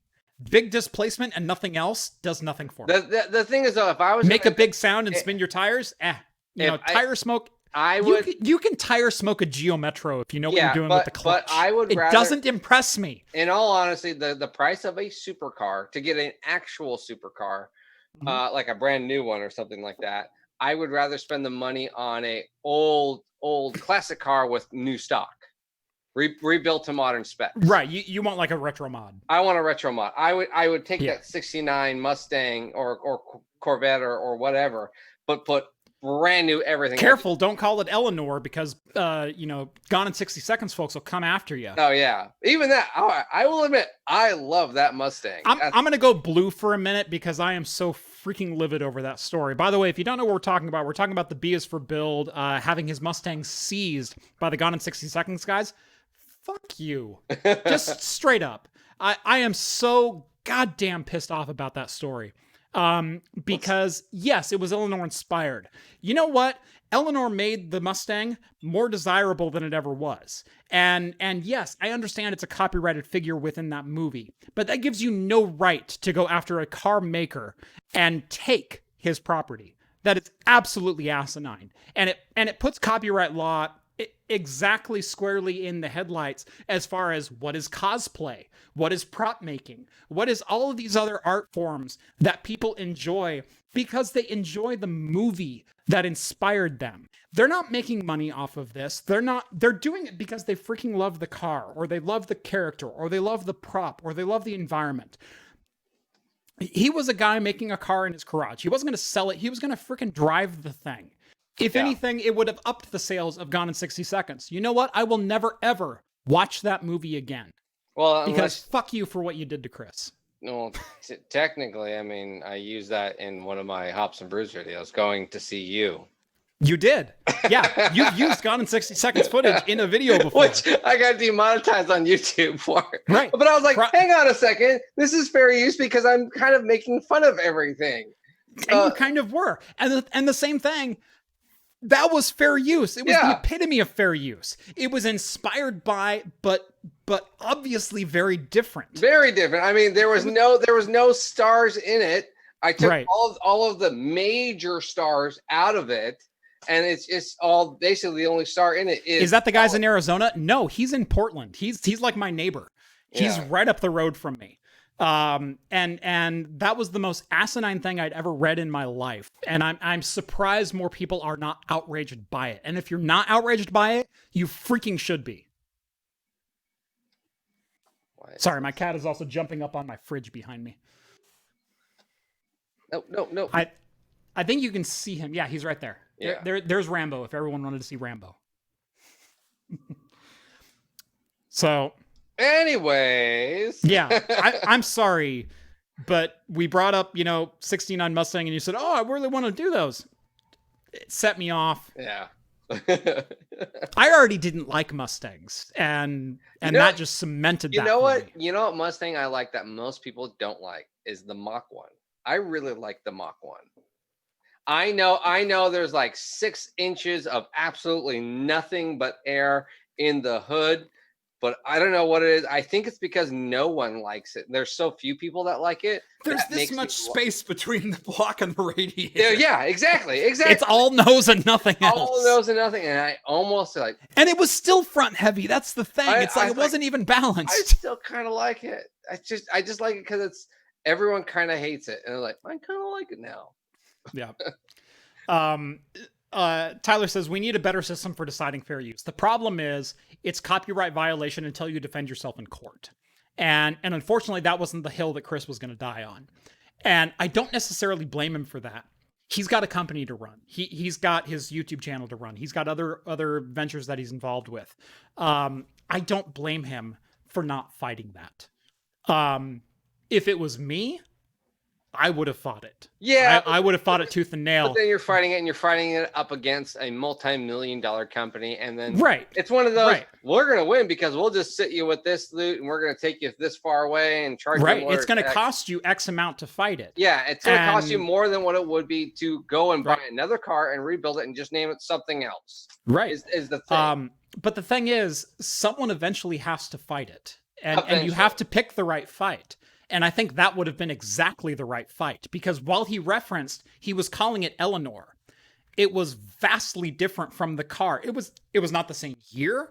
It was not the same. I thought it was a straight copy. Oh, no. I thought it was Eleanor is a frickin' 67. He was building it on a 73. He was building it on a 67 chassis. Oh, or something like that. Like, it wasn't the same year. It wasn't the same design. There were some elements that were inspired by. So they're just saying that the name and the fact that he called it Eleanor. That's dumb. And that it was a Mustang, and that it had modifications to the bumper. That was enough for them to come and seize his car. You could take the That's bumper. what they're saying. Yeah, okay. That is ridiculous. I thought it was like he built a clone. He wasn't building the car from Gone in 60 Seconds. He liked the car in Gone in 60 Seconds. He was inspired by that Mustang, but he was building something very unique. He was resto modding a 67 or a 71 chassis or something like that with a 2015 Mustang framework and drivetrain. He did a frame off, cut the body off of a 2015, and he was resto modding a 67 body onto it or something like that. I don't remember what exact year, but it was not the same year as the Eleanor. Yeah, I want to say the Eleanor was a 71. I thought it was a 69 Shelby Mustang. Yeah, something like that. But what he was using was not the same year. It was not the same design. It was not the same body kit. It was not the same this. It was not the same that. He certainly put his own elements into it. It was 2015 with a 67 body. That's what it was. And Eleanor was, I believe, a 71. I think it was in the 70s. But it was a modern car, and he was resto modding essentially a 69 or 67 Mustang. And yeah, of course it's going to get comparisons to Eleanor. 71, yeah. Because it's one of the more popular Mustangs to ever grace film. You know, you've got that, and you've got Bullet, and that's in the list for Mustangs. Pretty much. And the fact that that's enough for a Hollywood company to come in and shut him down, and not only shut him down. Whoa! There was a Need for Speed Mustang. Mm-hmm.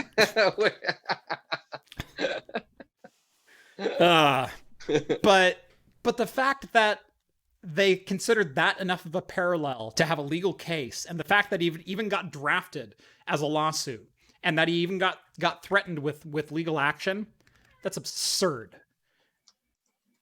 And like I said, I will never ever watch that movie again. And if I even hear my friends watching it, I will tell them that story, and I will make sure they never watch it again either, because it's absurd. And Chris, if you're watching, I'm sorry that happened. And call me, bro. I'll take you out for a beer. Okay. So it is a 67 Shelby Mustang GT 500. Yeah. That is not a 71. 67 Shelby Mustang. Yeah. Anyways. All right. Enough on our rant. So that was enough of a tangent. That was our. Is everyone happy with my rant? We're gonna go back to family time. Yeah, rant counter. Jeff's back on non-blue stuff, and was I at a 7 there? Yeah, I don't know what you were. I wasn't as angry as I've ever been on the show. No, but that was up there. That one's been boiling for a while. Yeah, that's been a couple of weeks ago that story hit, and I thought about addressing it here, and I just kind of went, no, it's not really what I wanted to say. And you said Mustang, and I went. Apparently, So- I have the trigger words. You struck a nerve. I That's for struck a darn nerve. sure. All right. I'm gonna let my cat out real quick. So go ahead and introduce the whole mixer fiasco. Yeah. If you would. So I don't know how many of you are that watch this particular channel or watch a couple of other channels. There are, the Twitches. There is, I don't know, TikTok. Does that count as a channel? I doubt it. There is. I'm not going to go into those because that would be Jeff. This is Jeff's channel, so I can't say those type of shows. But there was a Mix. Did anyone ever watch Mix stuff on Mix? It was a similar thing of like a Twitch. Basically, it was Microsoft's streaming game channel. A lot of users, a lot of interesting thing, and almost like we had Rhett on the show. What? My rants. Oh yeah, I was gonna say it's a Rhett almost rant. like Rhett was here. Oh. And he'll be on next week. if we actually did talk about this a while ago, I think this was before, or might have right around the time of we started having to live stream from each other's homes, but was Facebook. Facebook started a gaming stream, or announced that they were going to start doing that. Yeah, start to do live gaming streams a la Twitch and something similar. They were going to do a competing gaming streaming channel, essentially from their area. And Microsoft did something really odd to a lot of people this week.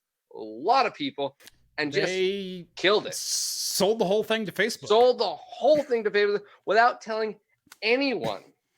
No announcement. They probably told Ninja. Because Ninja had a $50 million contract with them. Well, I even saw that Ninja was like, he found out about it during his live stream. Yeah. And so he was, a lot of people are going to other people's live streams. They were stating that a lot of these streamers didn't find out about it till while they were live streaming, and people were commenting about it.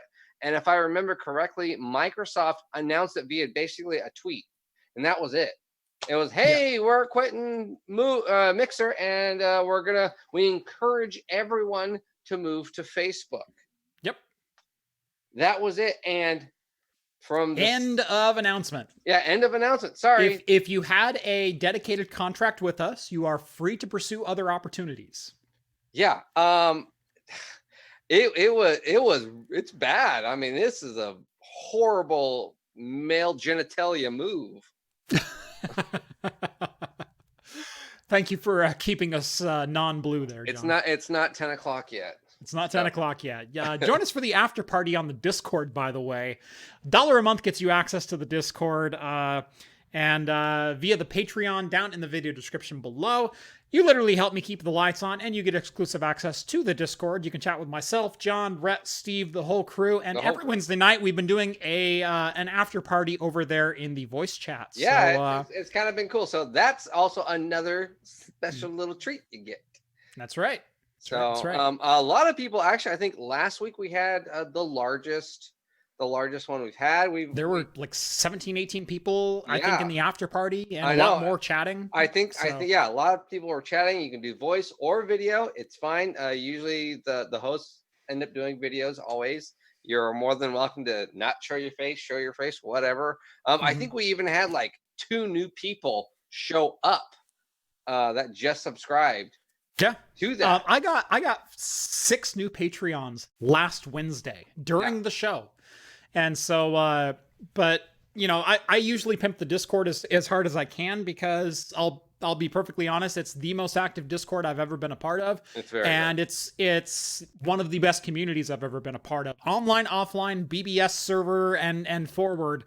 It is one of the best, most awesome communities I've ever been a part of. I am humbled and so very proud that it's my community. Yeah, it's a very nice, very diverse, very opening, very everything. I mean, there are so many areas to talk about where someone is online all the time. I mean, if you want to hear more about car ranting from Jeff or other people, there is a car section.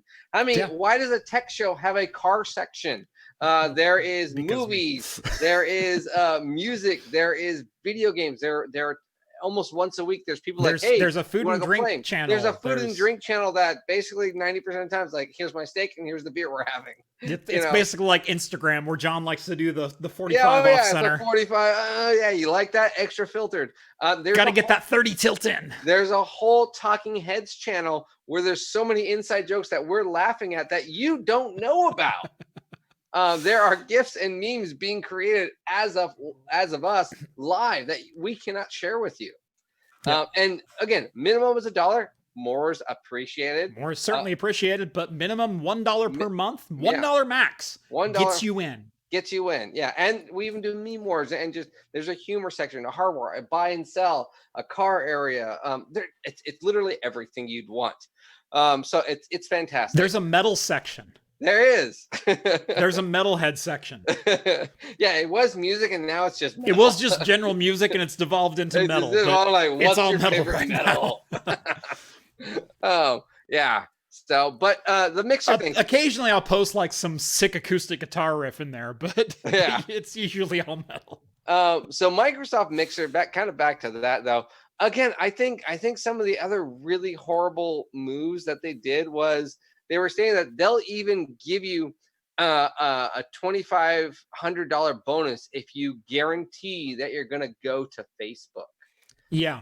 I mean, that's just a horrible move. It is so weird. And again, Microsoft has been doing so many good moves lately. I have been such a Microsoft fan from so many different avenues as of late. I love their adoption of open source lately. I love their moves to Linux. I love the APIs they're releasing. I love the direction that they're heading with just openness in mind. Hey, you can game on the Xbox or you can game on PC. It doesn't matter. They're both Microsoft products. But, you can game on whatever platform you want. You can game from the Windows Store or on Steam or Epic Store or Good Old Games. I don't care. We'll link our online with it because we want you to be a part of just whatever we're doing. And I wish they would just decide that Windows is now a freemium product where it's free to use and then they collect your data, because that would make it so much easier to figure out. But they haven't. But so many different avenues. I've been very, very impressed with Microsoft, but not everyone in their company talks to every other department in their company. And Mixer is a phenomenal example of that, where this is a boneheaded decision. And not necessarily a boneheaded decision, because I don't think Mixer was really here to stay. They spent a crap ton of money getting Ninja and a couple other personalities over, and apparently it didn't return their revenue fast enough, and so they're just bailing. Yeah. And someone at Microsoft higher up said, this whole like live streaming thing, it's probably just a fad. Let's get out of it now. And they're bailing on it, and they sold the division to Facebook. And they said, if we had a contract with you, you're not bound by that contract. If you move over to Facebook and you sign a 1-year thing with them, you'll get $2,500. Ninja, here's 40 million. Have a nice life. Yeah, pretty much. And yeah, a lot of people have basically said, nope, we're going over to Twitch. Keep following us over at Twitch. Right. That I think out of like 30 people that this particular article interviewed, one said they'll go to Facebook. By the way, I missed a couple of super chats here. Big Spoon, 13B RX-7 Twin Turbo. I am so jealous because my RX-7 was a piece of garbage, man. I only owned it for about 3 months or so. I drove it around just as a beater because I needed it. I bought it for $400, so I really got my money's worth out of it. But it was a 12A, not a 13B. But it was the anniversary edition RX, so it had the silver stripe on the top of it. So and it looked good. It was a solid body. I wish I could have kept it. I wanted it to be a project car, but I needed money to go towards repairing my daily, and so I ended up not keeping it. But it was a fun car. Difficult Nerd, $2. American intellectual property law is just broken. I'm not going to get started on the Mustang thing again, but yes, I wholeheartedly agree. And also Difficult Nerd, $2 donation. Tip for the cat, meow, meow, meow. Thank you. Rambo will eat well tonight. So yeah, Mixer is no more. It's literally already dead. You can't go there. No, you can go. You can go there. Can you still go there? I went there. I went there this morning to check it out. Okay. And there are still videos of people basically complaining, and I think it's complaining about how much Mixer sucks. Yeah. Again, that's how much of a bad move this was for Microsoft. If you were going to pull the plug, pull the web server and go, we're done. Yeah. You're done. You can no longer live stream. Instead, all it is right now is people complaining about how they can't live stream on Mixer anymore. Yeah, it was, and how Microsoft is such hard garbage and whatnot. You should never use any of their products anymore, and I'm going to boycott Microsoft. You're hosting your own demise. Why are you doing that? I know, it was dumb. I clicked on 3 different channels to like, what's going on? Because I read the article and I was like, okay, let me take a look. Yeah. And actually, honestly, until now, I never even heard of Mixer. So. I had heard of it. I'm not necessarily a live gamer. I don't watch a lot of live streams. Number one, I don't even have time to game for myself. Yeah. I'm like, hell am I going to watch some jackass live stream? Exactly. It's just not my jam. You know, I would much rather play a game if I have the time. Of like that being any. I don't know. So watching a game, I understand watching a game that I'm playing with a big group. I can understand that. Mm-hmm. But watching someone else play and being like, this is entertaining. I've never got that. Yeah, and I get that it is entertaining, but it's not for me. You know, I'm not a streamer. I like talking more than I like playing the games. Yeah. And I was always the oldest child, so I always got to play the game, and my brothers had to watch. You know, and so I'm kind of that attitude where I would rather play the game than watch someone else play the game. I'm sure my younger brother watches Twitch all the time. I'm sure that's totally cool with him, but it's just not my jam, and it never has been. But I do get there's entertainment value there, especially if you get a good personality. And Ninja was certainly a good personality, and so were many other streamers that are on there. I've watched a couple of streams, and I get the personality aspect, but I don't understand the just watch me while I play a game. It's just this weird paradigm that I've never understood. Yeah, I mean, like what tech channel would sit there and be like, invite you to be like, hey, check out me playing Mario Kart on my Nintendo Switch. I mean, although I invite you to just sit here and watch me. So yeah, well, I mean, there are tech. You're all excused for having bad taste. There are tech channels out there that like a guy drinks Bud Light and invites you to watch him, you know, play Nintendo Switch Mario Kart, but doesn't invite you to play.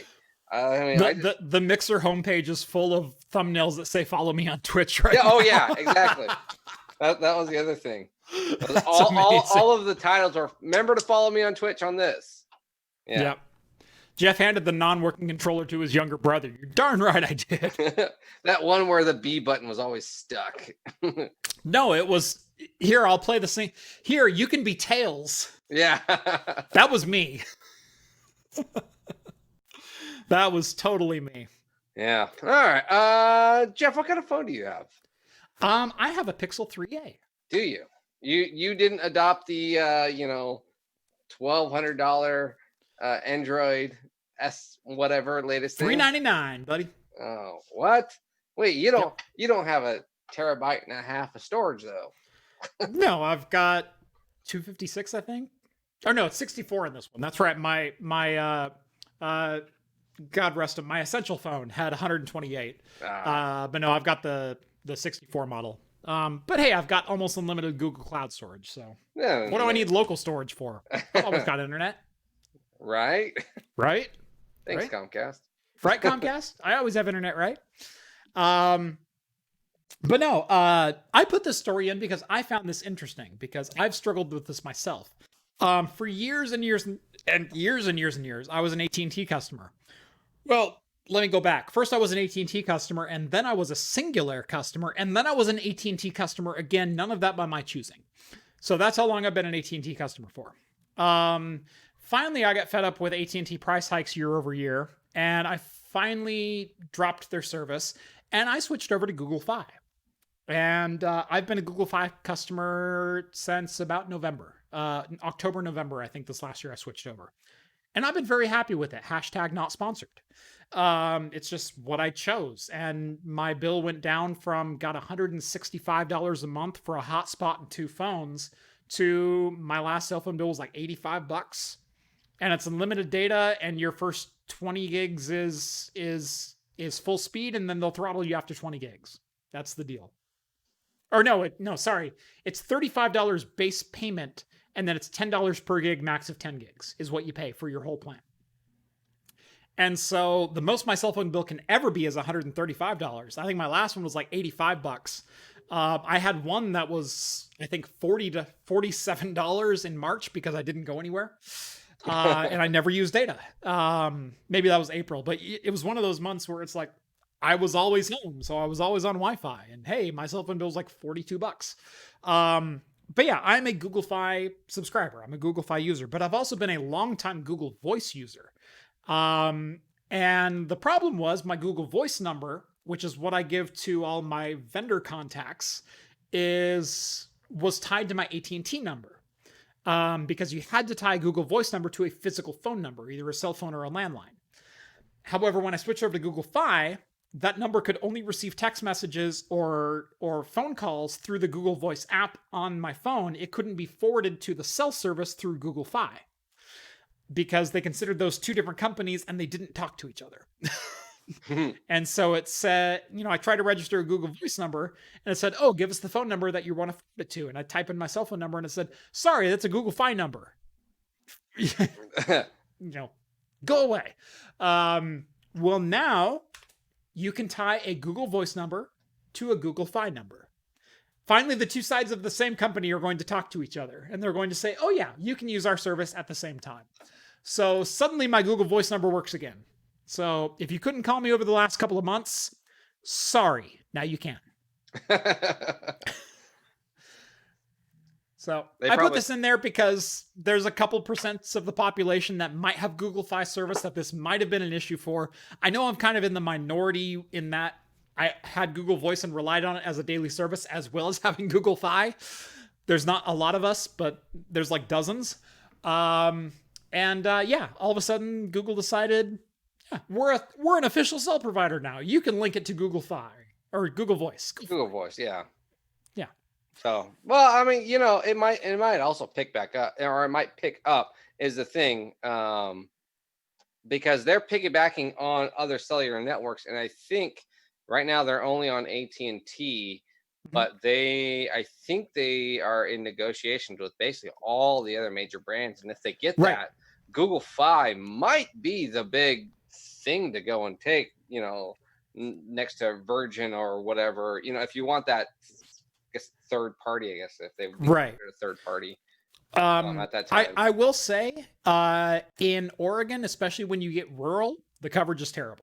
Yeah. If you're in an urban area, and I live in the state capital, it's pretty darn good. It's just as good as it was with AT&T. Well, I will say, mostly even the major ones. If we go on the coast, as far as I know, AT&T is the only one that does good on the coast. AT&T does very well on the coast. There's places Verizon picks up in the state that AT&T just doesn't venture. Yeah. I know Highway 58, Verizon is very prominent, and there's no AT&T towers there. Yeah. There's also regions of Eastern Oregon where Verizon is just prevalent. I will say Google Fi still better coverage than Sprint. Yeah.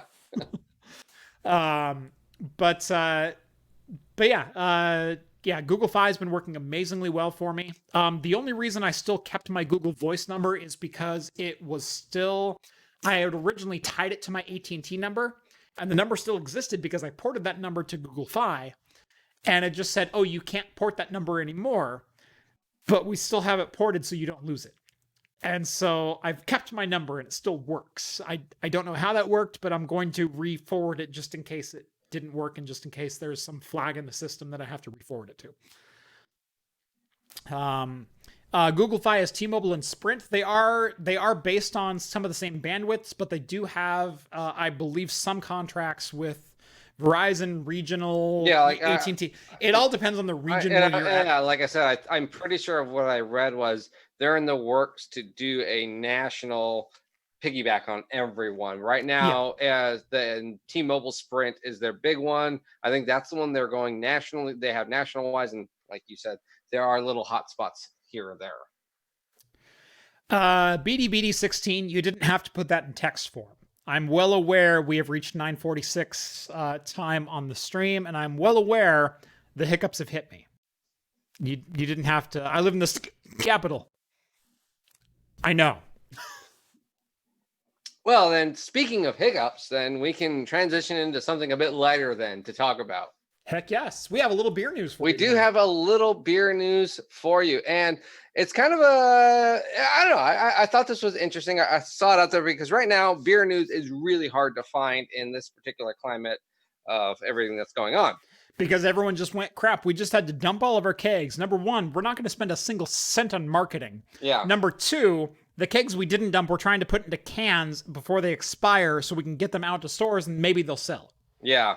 So that's like all of the beer news for the last 3 months. Yeah, really. I mean, I there was one of like I didn't post it, but yeah, it essentially was that they were like a spike of 500% of patents on beer art and beer names for can art, because that's how you have to do. If you can it has to go through the process. Right. It has to be certified by ATC. Yeah, exactly. Whereas a keg, it inside of the US, right? Yeah, a keg is just a keg. You can promote it however you want on posters and in the tap rooms and artwork and everything else. If it's canned, every single alcoholic container that is sold at retail has to go through an approval process for every size, every container, every article that's on it has to be certified by the ATC. Everything. Yeah. And all of a sudden there's a 500% influx because people have all these beers that are traditionally draft only. They now have to can.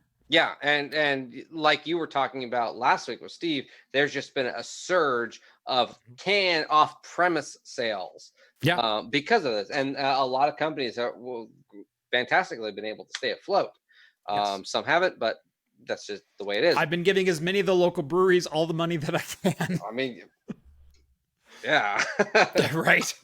But yeah, exactly. I mean, that's a Washington and Oregon brewery. Yeah, exactly. So three magnets. Heck, Cold Fire, Eugene, Oregon. Eugene, they're like I said, all of my beer that I've been drinking lately is Eugene, Salem, Portland. That's all it is. So with a couple of Bens. Yeah. Sorry, Ben. You get the short end of the stick. But there's an Australian brewery that's doing something interesting that is not virus related. It's kind of nice. So they're actually trying. This seems like a detour from our normal beer news. Right, exactly. So I was just like, I will at least put this up. They're actually doing something pretty interesting with algae. Yeah.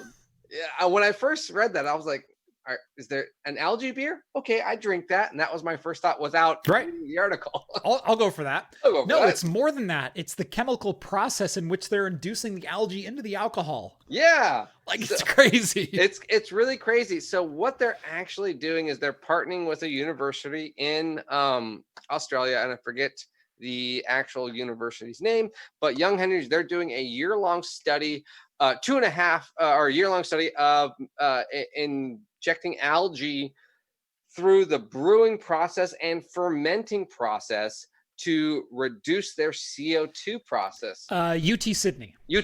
Okay. To reduce their carbon emissions and basically make it a zero carbon emission brewery, because the carbon emissions it takes to carbonate a 6-pack takes a single tree 2 days to kill. And so what they're trying to do with just algae is make it a zero emissions brewery. It's kind of an interesting talk about, because algae in itself gets a bad rep because most of the time it usually means infection or it takes algae is a bad word in fermentation. Yes. It's a bad word. And so this is pretty interesting. I mean, I would actually really like to see a green beer. There is a picture of the guy, and the beer is like Slimer Ghostbusters green. Yeah. I would yeah, love. By the way, we'll go back to this picture.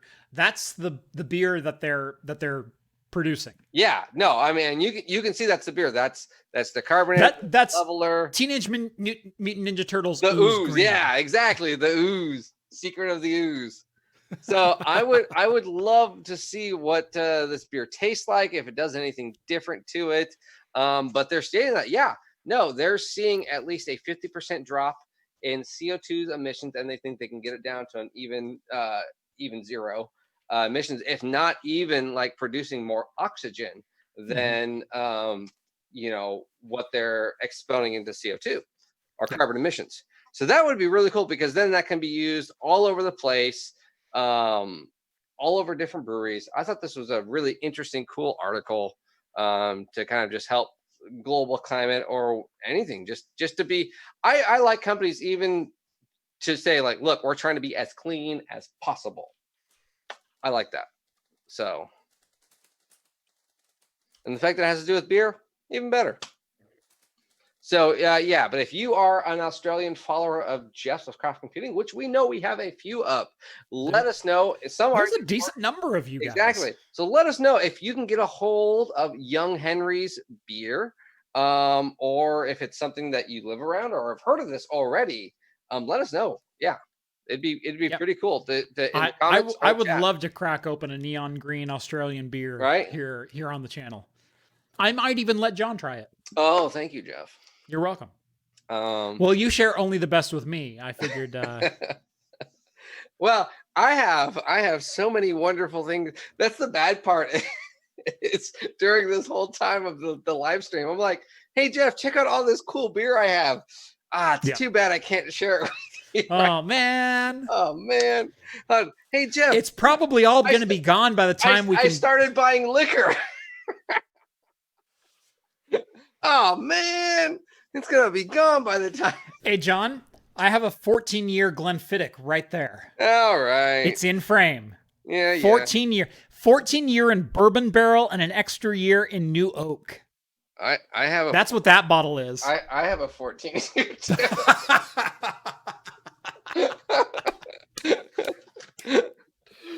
Oh, that's great. Yes, but it's 9:53 and I'm out of beer. Mine's rum. I have the Tullamore Dew rum barrel aged Scotch. That's my jam lately. So, well, you beat me. Go ahead, get one. I'll do our last beer news. It's a really quick one. All right.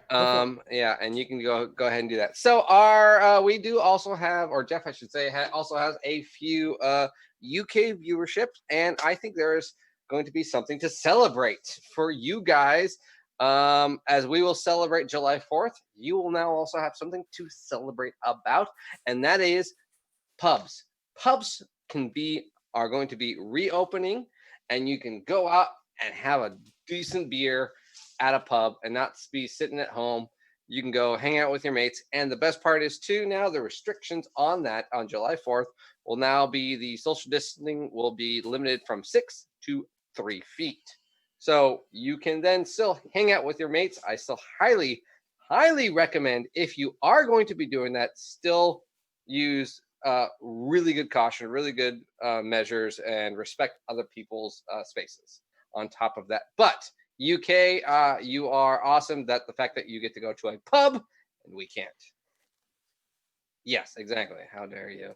Yeah. But at least your beer's warm, ours cold. That's right. Nana boo boo, stick your head in doo doo. Exactly. What'd you get? Beer number 3. I think I've had this one on the show once before. Undercurrent IPA. Who's that by? Bent River Brewing. It's a 6.8%, 66 IBU. They are out of, where is it at? Rock Island, Illinois.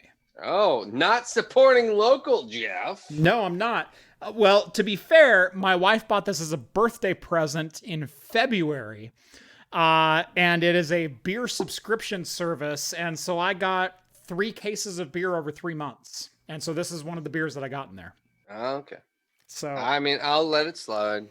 It was pre-COVID, you know. Okay. You can... And then I will say, you know, Jason sent me, 63 bottles of Kansas's finest. Well, it was so funny as you're going, which is all the beer that Kansas was able to produce in that amount of time. I know. Well, it's actually kind of funny because as you were showing that off, I was like, we can get half of that at John's Marketplace, right? I know. I was going, it's a decent. I've seen that bottle before. Yes, I've had that one before. Yeah, that's cool. That's cool. Yep. All right. By the way, there's the pour. Not too bad. Is that a nitro with that head, Jeff? No, it's not. All right. John? I actually have a cool I'd like to release it next week. A cool beer trick video. Yeah. Yeah. Are you gonna do the? No, not that. Actually, I don't. I have only seen one person do this trick. Okay. And so I've been practicing it, and I am intrigued. It's a really simple trick, and it's kind of it's a bartender trick. Okay. So I do like bartender tricks. It's a you know me. Yeah, you know me. It's a bartender beer trick. I will hopefully have it out next week, as I have ran out of the particular beer I need.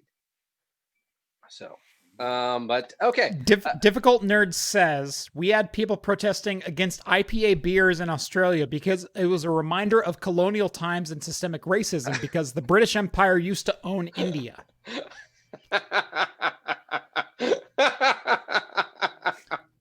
Okay. I will say that's a stretch for me.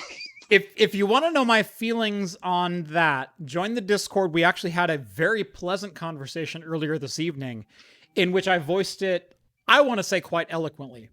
But I think that's taking it about 2 leaps too far. If that's me. That's a wow. That's a stretch. Yeah. Okay.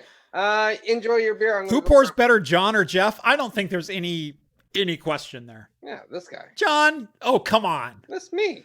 Oh, come on. Every time. John. 100%. Watch this. John. Me. Okay. Joining us now is John. Oh. By the way, that's where my beer is still at. Should I go do that? I should do that one. Look at that pour. Tell me there's a better pour for a 12-ounce beer into a pint glass. And yes, by the way, we will be in the after show here in probably about 5 or 6 minutes. So, John's Marketplace sounds like where I'd meet John for some sketchy merchandise. You're exactly right. John sells crack-laced beer down around the corner, and for $5 extra, he will make sure to, send you on your way with, whatever extras you decide to negotiate out in the parking lot. People protest any stupid stuff nowadays. The protests going on aren't exactly stupid right now. I'll say that. Are we actually about to do a pouring contest? Well, John feels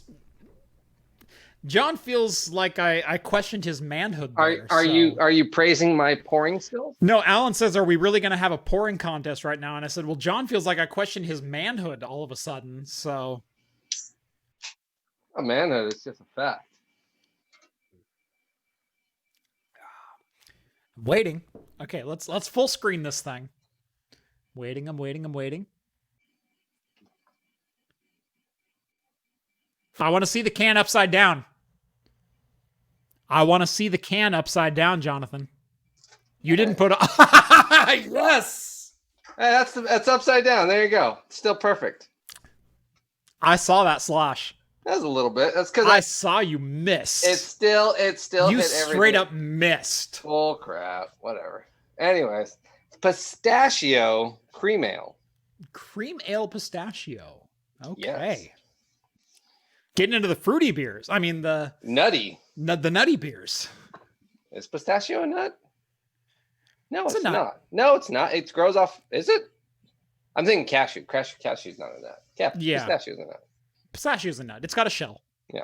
Yeah. It's a lot of pistachio. So we were talking about how John's Marketplace sounds like where you'd meet John for some sketchy merchandise. That's an interesting beer. Yeah? Well, it's pistachio. We've already established that. I like pistachios.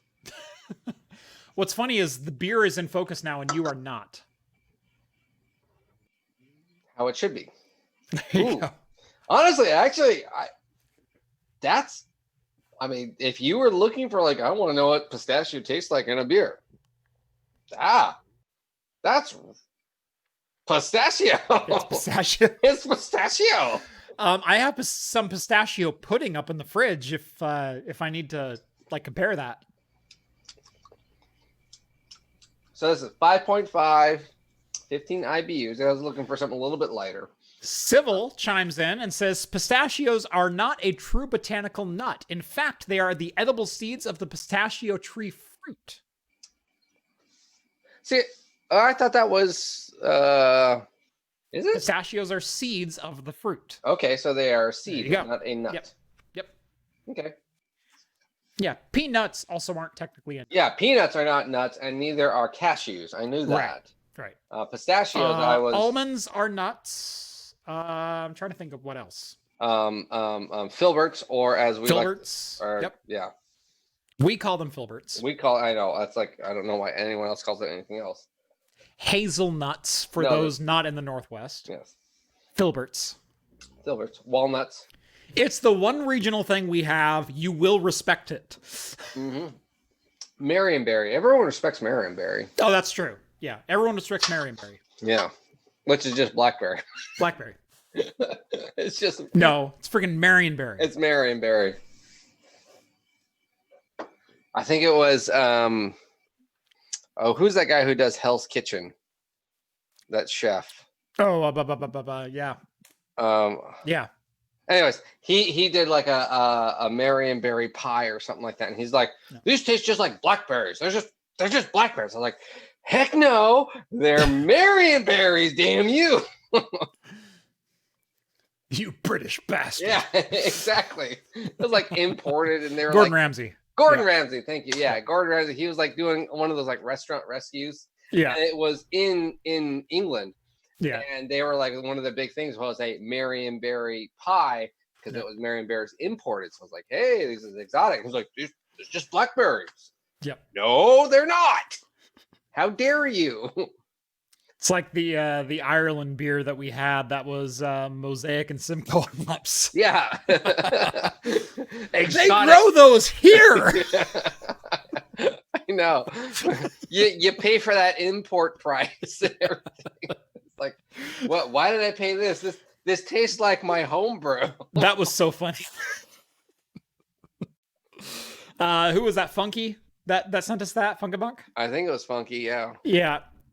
Yeah, one of our Discord peeps sent us some beer from Ireland, and it was from hops that literally grow like 3 miles from John's house. It was amazing. Try some Ireland beer. That's Willamette Valley beer. It's Willamette Valley beer. Yeah, I think good. It was like Mosaic, Citra, Willamette, or something like that. Or Cascade, and I was like, yeah, those are grown like right next to my house and Jeff's house, right? Yeah. Literally, I drive by that field every day. Yeah, so that I think so they picked those hops, sold them to Ireland for you to send me a can of. I know. I think it even stated amazing. Like hops from Oregon or the Pacific Northwest, something like that. And I was like, yeah, we live right next to like the #1 producer of that hop. Right. It was awesome. Anyway, we have 2 very quick stories, and then we're going to jump over to the after show. By the way, join the Patreon if you want access to the after show inside the Discord. And watch us finish our 3rd drinks. That's right. Star Wars Squadrons from EA will have no microtransactions. I kind of like this. I did like this idea of basically that the concept is back that old school gaming concept of the first-person shooter. You buy the game, you own the game. That's the game. Nothing else is going to happen. I like that. So there's no going to be like, oh, if you buy this package, you're going to get this gun. No. Right. You're going to go through the game. Your beer's still in focus, John. Or you're just the perfect amount of focus for where you're at right now. It's the level of drunkenness that my eyes see is really what my camera is. So, but yeah. No, I really like this about the game. You're buying, it's $40. You're getting a good quality game. That's what you're buying the game. It's this game. There's no extras. There's no microtransactions. Any DLC will be massive edition DLC and will cost less than the price of the game, is kind of what they're saying. And it's because of the backlash they received for Battlefront and Battlefront 2. this is directly tied to that. Yep. All of a sudden, you got a full single-player campaign in whatever the last game EA came out with was. I don't remember the Star Wars game, sorry. But all of a sudden, Star Wars Squadrons, which was probably designed to be a microtransaction heyday for EA, is now a buy the game, you own it. Yeah. This is the game as we intended to deliver it. No microtransactions, no anything else. No, I like that. And I'm looking forward to hearing how well the game plays. Yeah, it's basically like, we think this is a good game. It's worth $40. Try it. At $40, I'll buy this one. Yeah. So when this was announced, I went, I am such a fan of the Rogue Squadron, those types of games. I loved those games when I was younger. And I saw this game announced and my heart immediately like jumped into my throat and went, oh, that takes me right back. And then I went, oh, right. EA owns them now. I'm never going to enjoy it. Yeah. Because some kid's going to spend $200 and be the best day one. Right. Exactly. And I went, number one, I'm not going to buy microtransaction products. I'm not going to do it. And if Battlefront is any indication, I'm never going to get anywhere in this game because, I'm not going to purchase the Darth Vader thing and be able to just dominate on everyone. And if anyone in my match does, I'm a freaking dead man and I'm not going to enjoy the game. So I'm not going to play it. Yeah. And then they came out with no microtransactions. I may buy this game now. Yeah. Flat out. Yeah. And when it comes to games, I'm a consumer like you guys. Like, I need to buy games for benchmark titles, but I won't buy games just to be benchmark titles. I buy games that I want to play. Well, and the next part too is $40 on top of this. $40 is a decent price. I mean, $40 is like $15 to kid me. Yeah, well, exactly. Well, I mean, like most AAA games, they're $59.99 now. It's an extra. So this is. They're $59.99 for the base game. It's $89.99 for like the deluxe, Yeah, exactly. So for day one edition from Best Buy. A $40, I really hope this is a thing from EA stating, look, we kind of learned our lesson. We're not saying that, but we learned our lesson. We'll give this to you. Okay. And honestly, they'll probably make more if they expansion packs and everything else too. Yeah. They'll make just as much if they stretch it out a few years, and then that way too they don't probably have to push their publishers too hard to be like, we need another game in 2 years. No, this could make it 4 years, 5 years if it is a good playable game. So yeah, that's been fun. I really hope I hope it turns out great. I hope it is a fun game and everything else. And the last bit of news that we have is a quick bit of news that the 2020 Hall of Fame video game inductees. Yes, if you haven't noticed. So the one thing that's interesting I did find out about this, featuring a composite input Pac-Man redo. Yeah, it's crap. Well, no. So no. The game that was just just the screenshot. That's not the game. That's not the games I got in. It triggers me. It triggers you. It triggers me. So the Video Game Hall of Fame has only been around for 5 years. So it's a brand new thing. I went and looked up the inductees for all 5 years. Yeah. I don't know. There's some really controversial, like they don't deserve it. So I have not read this list. John posted this very late. I didn't get a chance to thumb through it even. So I'm seeing this for the first time. So I'm going to scroll down and I'm going to tell you whether I agree or disagree. Okay? Is that fair? I'll give you. There's 4 of them there. You might only agree on 1. Okay. Bejeweled, I'm going to say straight out, I kind of agree. Really? I kind of agree for Bejeweled. Bejeweled was quite the phenomenon when it came out. Yes, but a Hall of Fame right now? Bejeweled was on the level of like popularity of the original Pac-Man. Everyone knows what Bejeweled is and everyone has played it. I mean, my mom played it. Your mom played Bejeweled. Yeah. The only other game your mom has ever played in her life was Miss Pac-Man at the Skate Center. Probably, yeah. Exactly. Bejeweled belongs on this list. Okay, then maybe that's what I'll say. Then two games. Number 2, Centipede. That Centipede's a tough one. Centipede, I kind of agree with, but I can also see it was never even the most popular among the Atari base. No, it wasn't. And this isn't the one I'm thinking of. This feels like a stretch. Centipede feels like a stretch. Because it was so simplistic and I don't think really groundbreaking. It didn't change anything about the games. And if you're talking about the era that it was released in, I have a hard time with Well, the only thing with the era it was released in, I think the transition was the controller was that knob. Right. It was in the transition era between it was what, 1982 or something like 80, that? 84, 85, 80, something 82, like 84. Yeah. It was right in that middle.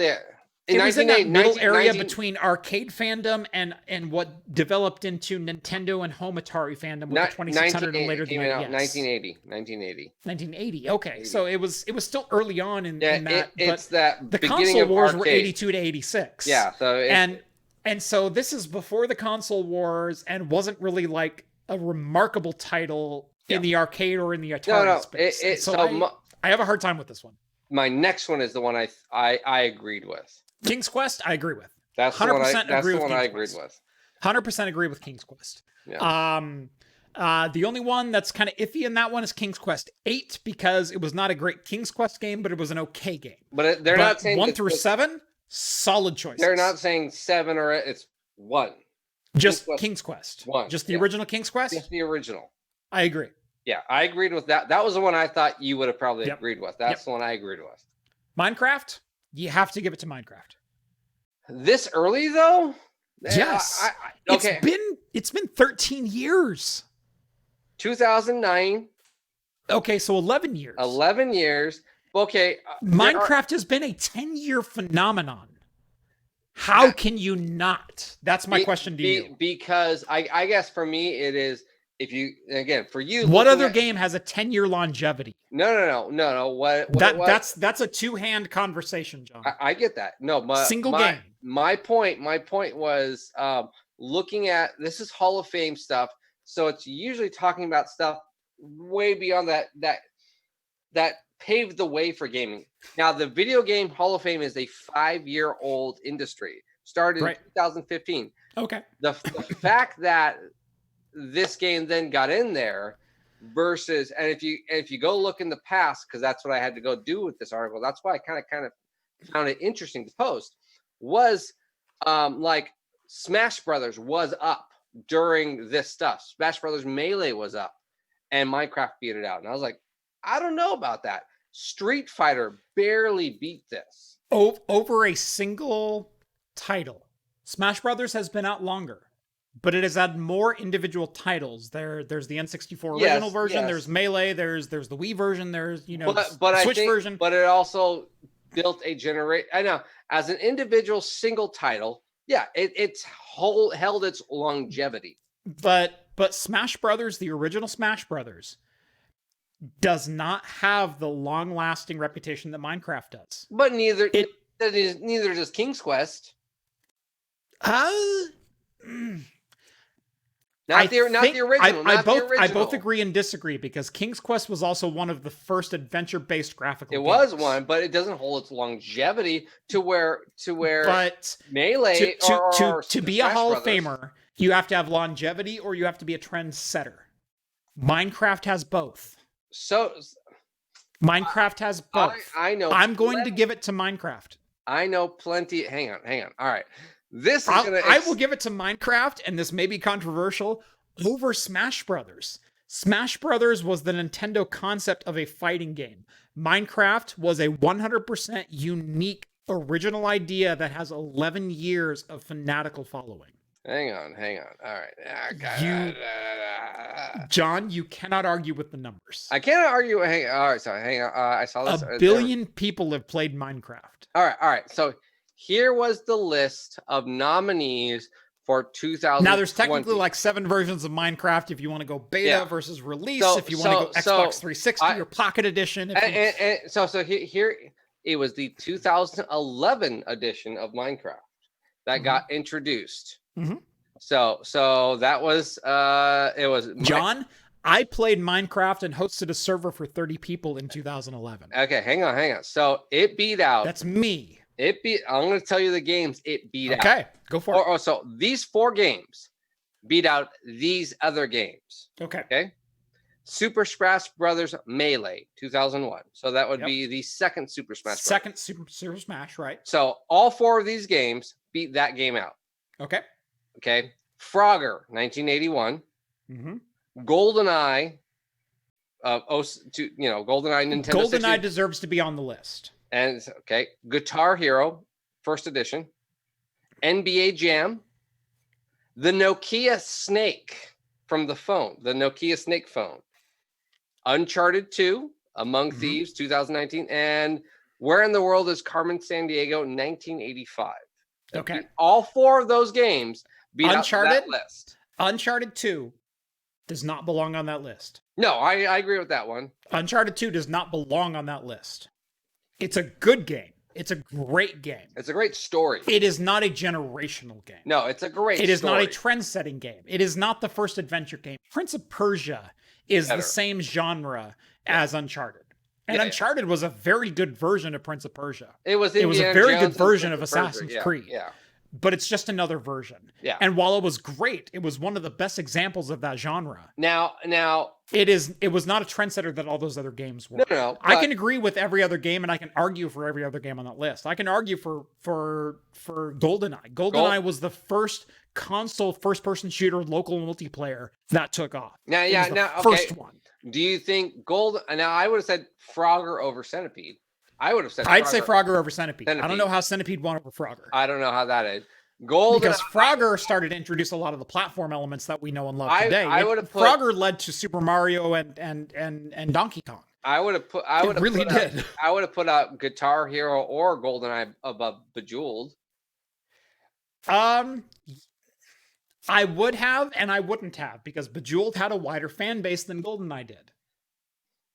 Your mom has played Bejeweled on Facebook. But there was if you're looking at the Video Gaming Hall of Fame, and you're looking at it from a broad scope, you have to include all genres. And Bejeweled had a larger user base and a larger and a longer continuation of fandom than GoldenEye did. GoldenEye has a very soft spot in a lot of our hearts. It does. Really does. But no, I like Guitar Hero though. That's an interesting one because how is Halo 1 not on that list? That's what I want. Okay. This is just class of 2020. Hang on. Let me go look. Halo was probably already inducted. Nope. It's only been 5 years. All right. So 2019s were Microsoft. Okay, we're going a little long, so we need to cut this off here pretty quick. 2019's inductees were Microsoft Solitaire, Mortal Kombat, Colossus Cave Adventure, and Super Mario Kart, the 92 one. Colossus, I have a little bit of a problem with, but it all depends on what it beat out that year. I can see it, but it beat Half-Life. Oh, that's just straight up BS. Yeah. All right. And I agree with that. This list is invalidated. I'm closing the window. It beat out Candy Crush. All right. 2018, Final Fantasy VII, Space Wars, Tomb Raider, and John Madden Football, the original. That's a good list.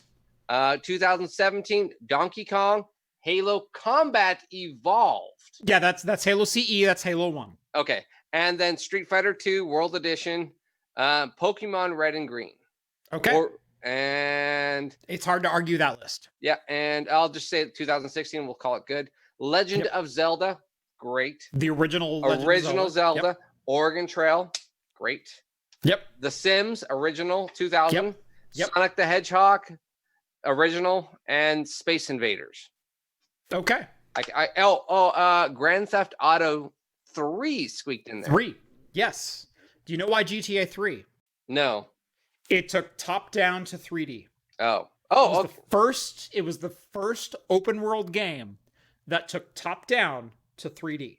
All right, and then here is the very first inductees. Now, I'm assuming like Ocarina of Time is on 2015.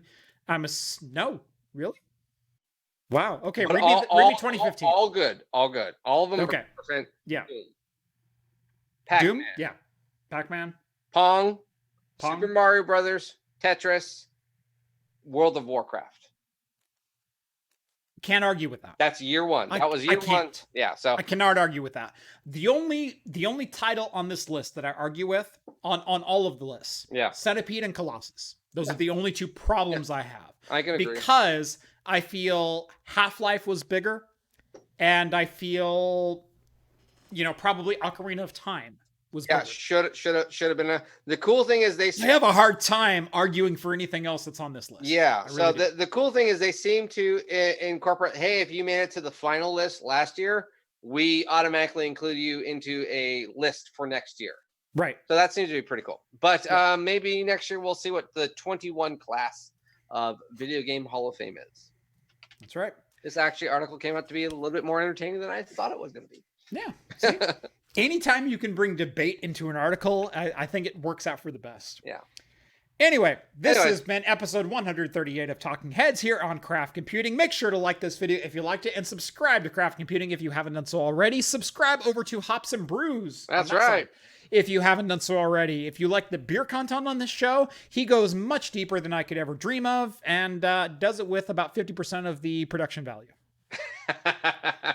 Even less. I take Jeff's old hand-me-downs, and then I use those. He's using my Elgato Cam Link right now. Like I'm 3 generations beyond. And I'm like, I got new equipment. Yeah. You're looking pretty sexy on that 35mm lens, John. That's right, yeah. That's right. Yeah, well, at least I got good glass and a good camera. You do have good glass. You have really good glass. John shoots on the same quality glass as I do, and he shoots in 4K. It's hard to deny that. Yeah. And he's got a freaking backlight. What the heck is that? It's the hair. It's got to bring out the hair. I need that halo, is what it is. Yeah. Anyway, make sure to subscribe to Hops and Brews, subscribe to Hops Computing, follow me on Twitter at Craft Computing, follow John on Twitter at Hops and Brews. And if you like the show, think about joining the Patreon down in the video description. You'll get exclusive access to the Discord server, helps me keep the lights on around here, and gets you exclusive access to myself, John, Rhett, Steve, the whole crew here at Craft Computing. And thank you so much for watching. As always, we'll see you next week. See you in the after show in about 5 minutes. Yep. See you guys there.